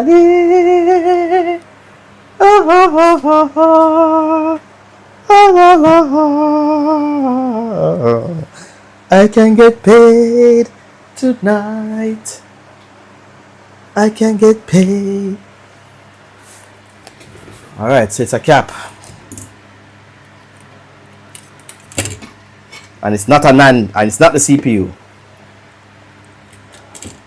The thing is that I can still repair whatever problem is on the board, but it's just that it's going to take more time and a lot out of me. What? Sorry. I injected 1 volt on this line, and I checked. I was distracted. Oh, so first I injected 1 volt on this line, right? And I check all the coils to see if I'm getting back the same 1 voltage on any of these coils, right? If any of these coils reports back that 1 voltage, that means one of the DR MOS is broken, right? One of the DR MOS is broken, and therefore the CPU will most likely get hit by the 12 volts with the high current, which cause a large short circuit phenomenon, right? So and all was well, right? Everything was okay. Hey, let me get back my camera.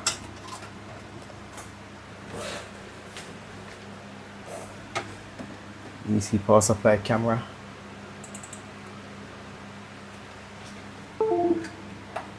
Alright, plug that out. Alright, so good. So that was the problem. So it was just a shorted cap. Nothing serious. Okay.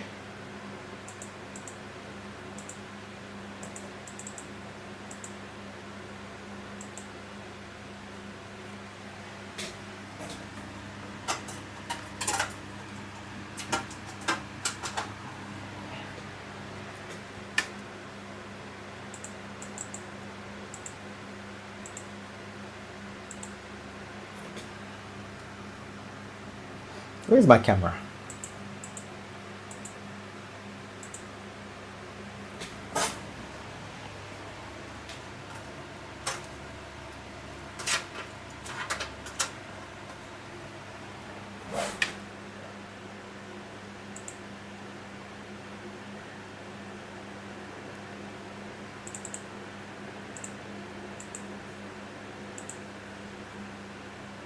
All right. All right. So let me put back this wire.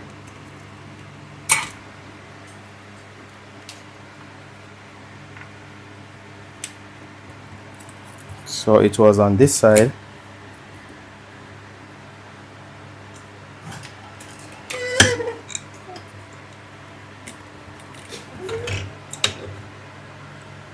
Ah, here is the culprit. Here is the culprit. Here is it.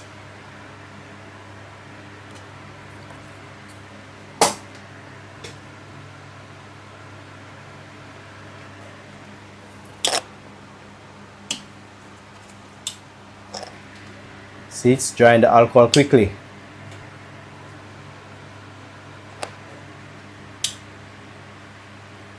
Yeah, it dries the alcohol so quickly. So that's the shorted cap.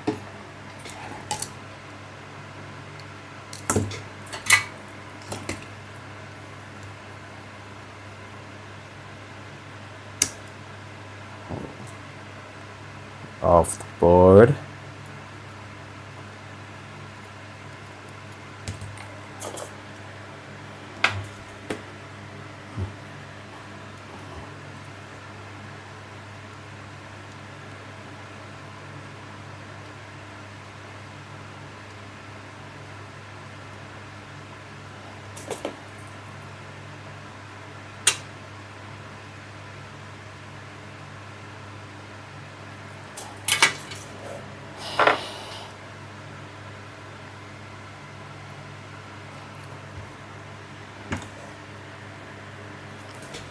With 1 volts. I just learned something great. Oh, yeah. I don't want to put, because I'm not sure if the CPU was shorted. I don't want to hit the CPU if the CPU was hit by a MOSFET. Sometimes you can save the life of the CPU by just injecting a volt. Thank you for sharing. Okay, no problem.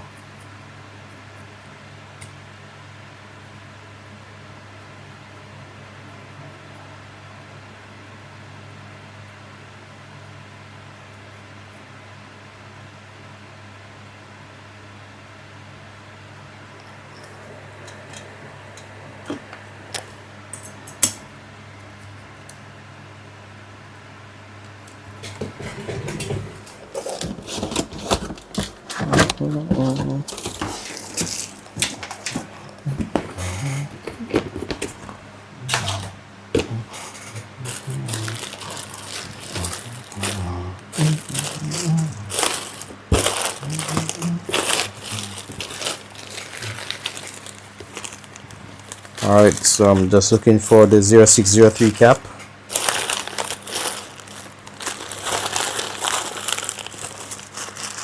Zero 0603.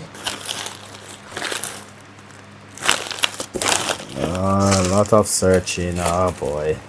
Oh boy. Come on. Is it there? Are we there yet?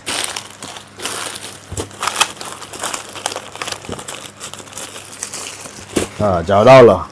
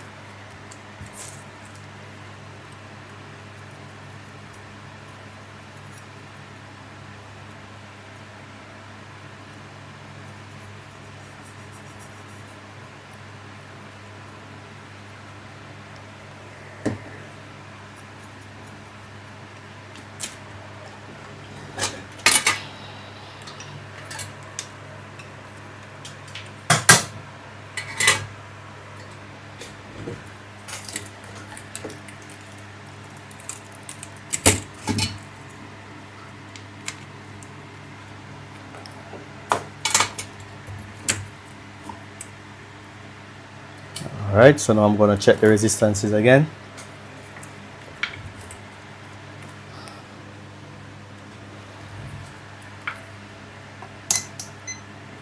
Alright, PP bus,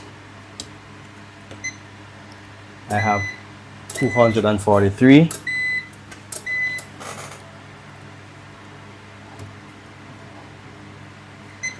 Alright, PP bus 337, that's excellent. Alright, so now I'm going to check, so that is good, so the short is cleared. So I'm going to plug in the power and check all supplies to confirm that the board is powered and executing correctly.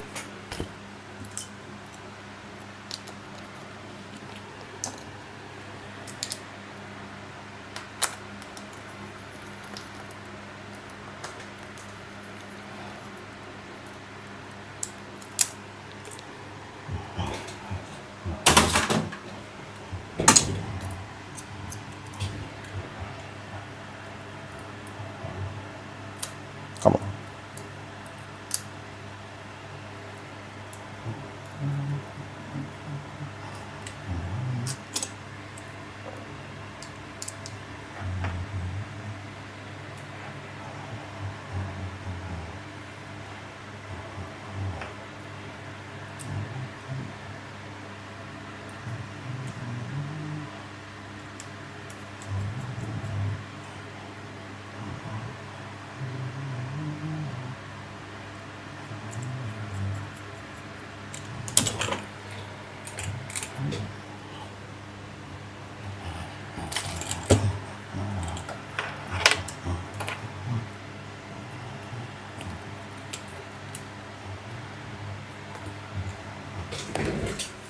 Alright, so I have to get this camera.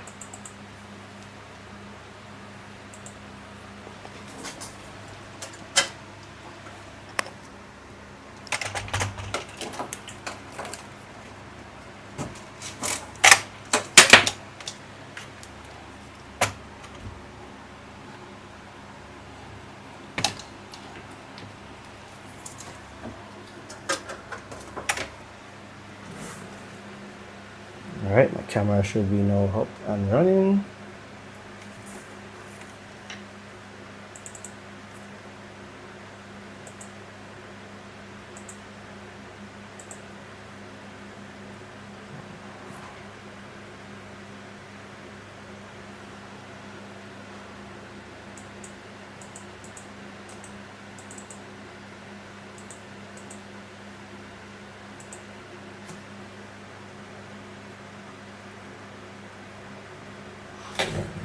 Alright.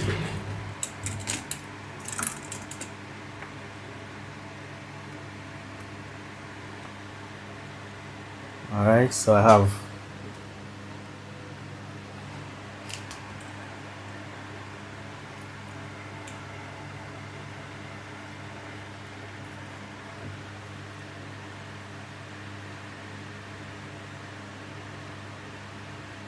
alright, there we go, it's now boosting to 19 volts and I have a trigger.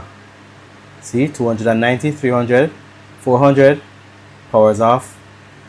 Alright.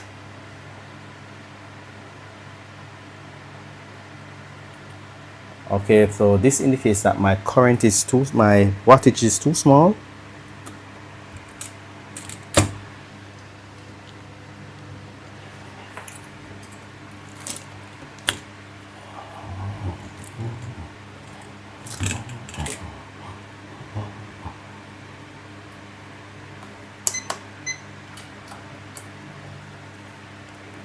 Alright, so checking to see if the NAND is getting power. 0.9. Is it 0.9? Sorry, that was on AC. Alright, 1.8. This is for the NAND power supply. 0.9.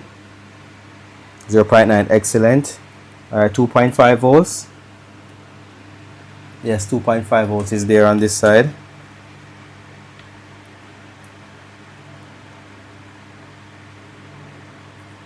Alright, 3.3 volts. 3 volts is there. 5 volts. I'll get a more powerful charger. I'll get the charger that I use, the original adapter. You will not see the current.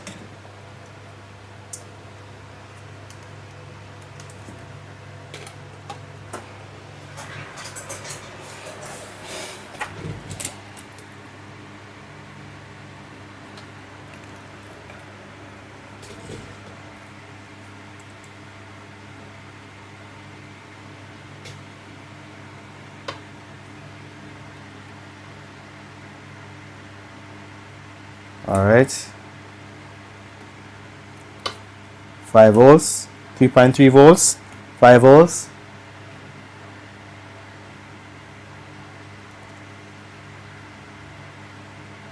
Oh, so the board is off, so I need it. Sometimes these laptops, if the battery is not sensed, if the battery is not sensed, it will not turn on.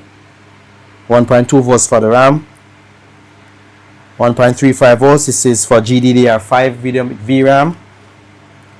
0.8, this is the core supply for the graphics card. Core supply for the graphics card. Core supply for the graphics card. And that's also a core supply for the graphics card. VCC SA. 0.8, very good. CPU core. 0.7 volts, and there's no voltage here after the RAM is passed. This is the VCC GT. This is the integrated graphics. Alright, so all the rails are generated. 0.9. Excellent. 1.8. Excellent. And 2.5. Perfect. Perfect. Perfect. Alright, so that is good news. So I'll have to put this back together now. Yeah. And then I will think this needs to be cleaned out.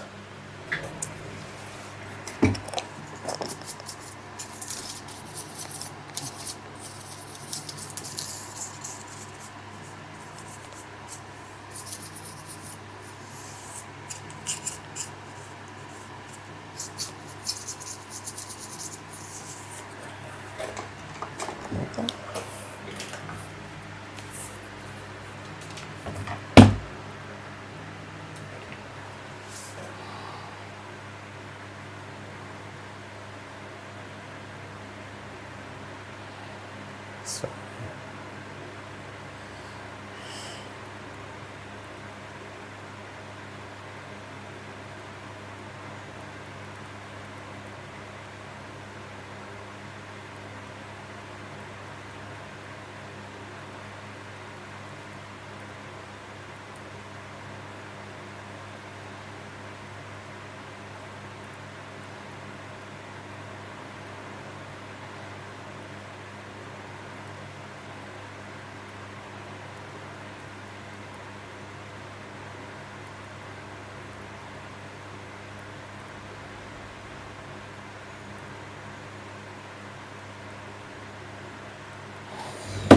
alright, sorry about that. Yes, good news. Yeah. If you don't want to watch this part, you can do something else in the meantime. This part is a bit bored to watch me assemble back the laptop.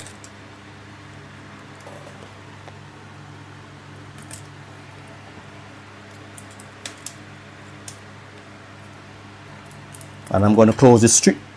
Oh shit. Oh, sorry, I found it. And I'm going to close the stream immediately after assembling this machine.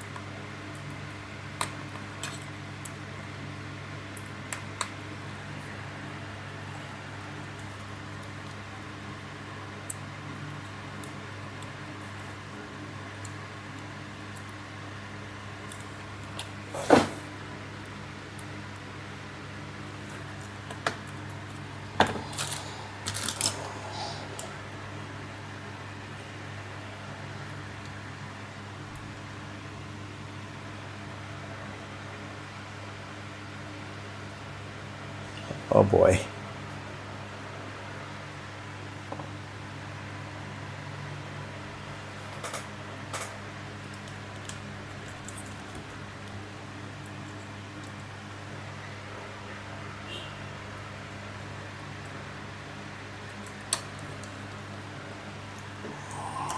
Okay.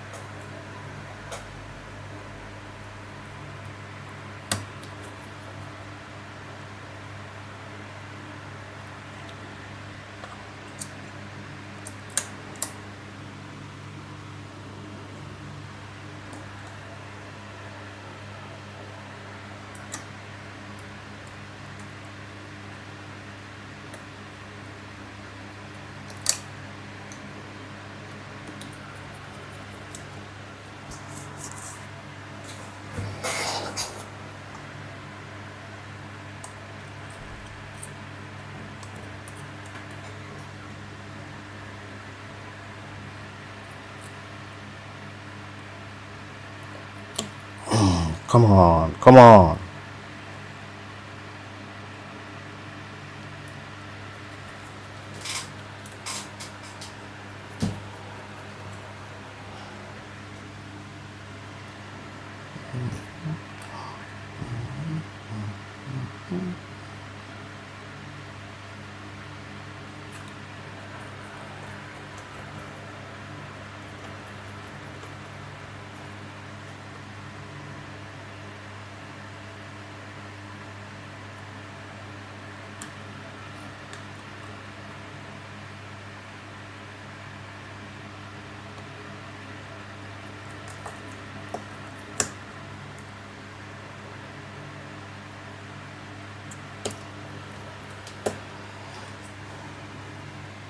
Two hours and 9 minutes.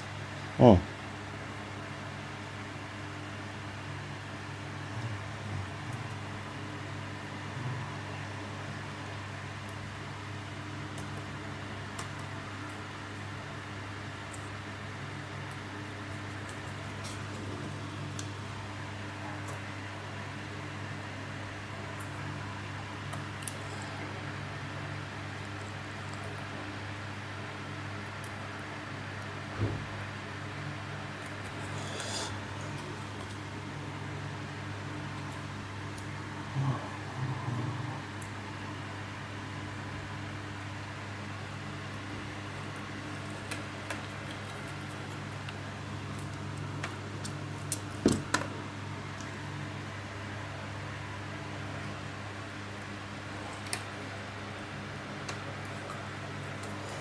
Alright, finally I'm getting there. Alright, so I'm gonna put on the screws. Yeah, large. It's a large one. That's not the large one? Is it the short star?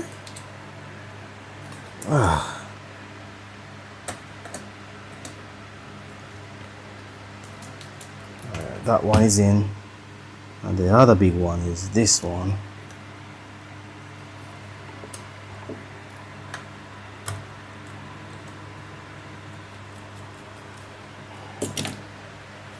Hold on, let me take this off.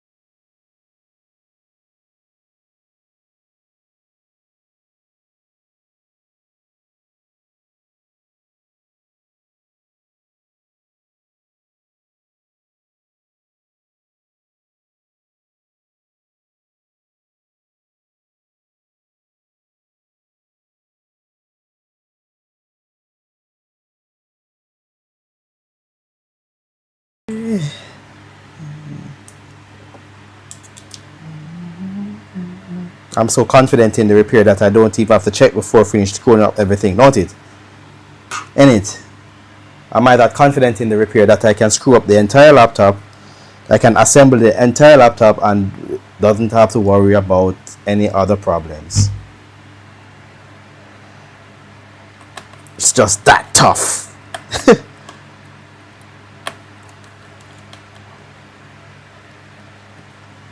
Alright, so I'm putting in the last screw for testing. Let's test it together, and so we can get pay together.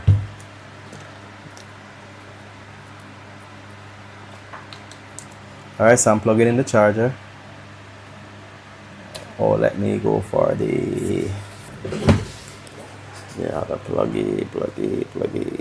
Let me see if I can get something on the DC power supply so you can see the current consumption. Alright, so I plug in the power. Years of experience. I'm doing this from 2012. I'm repairing motherboards from 2012. Yeah, from 2012 I've been doing this.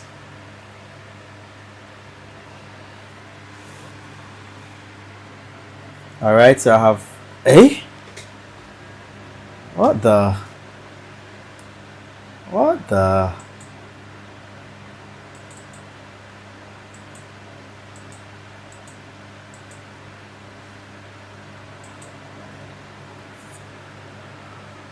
all right, so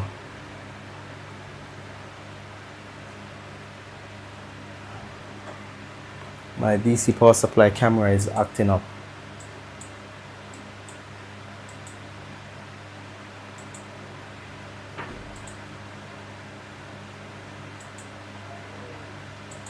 Hold on.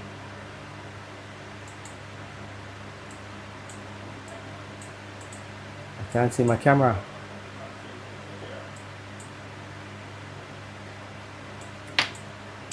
Oh, sorry. Let me just adjust. Yes, I've been doing it from 2000. I've been doing it from 2012. Yes, that's a lot of experience there.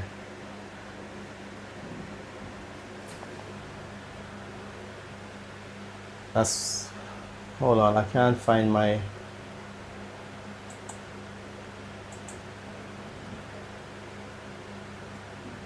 Let me reset all docs. Yes.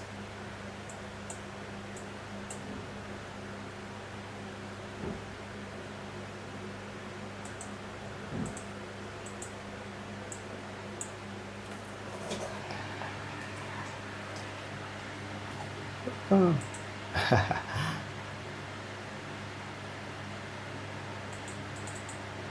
Alright, so I'm plugging in the charger. Are you seeing my screen?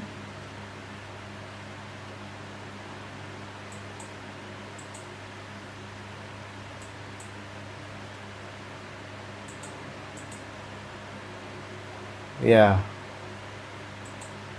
That's a lot of experience there.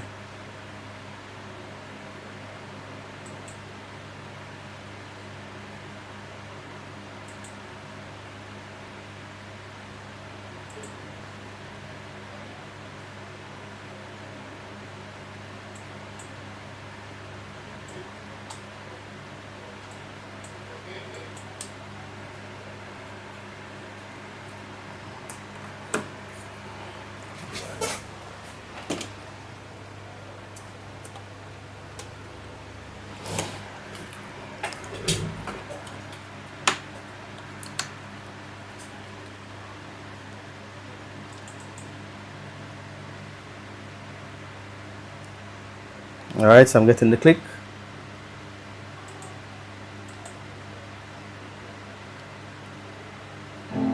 There we go. I have a chime and I have an Apple logo there. And that's good.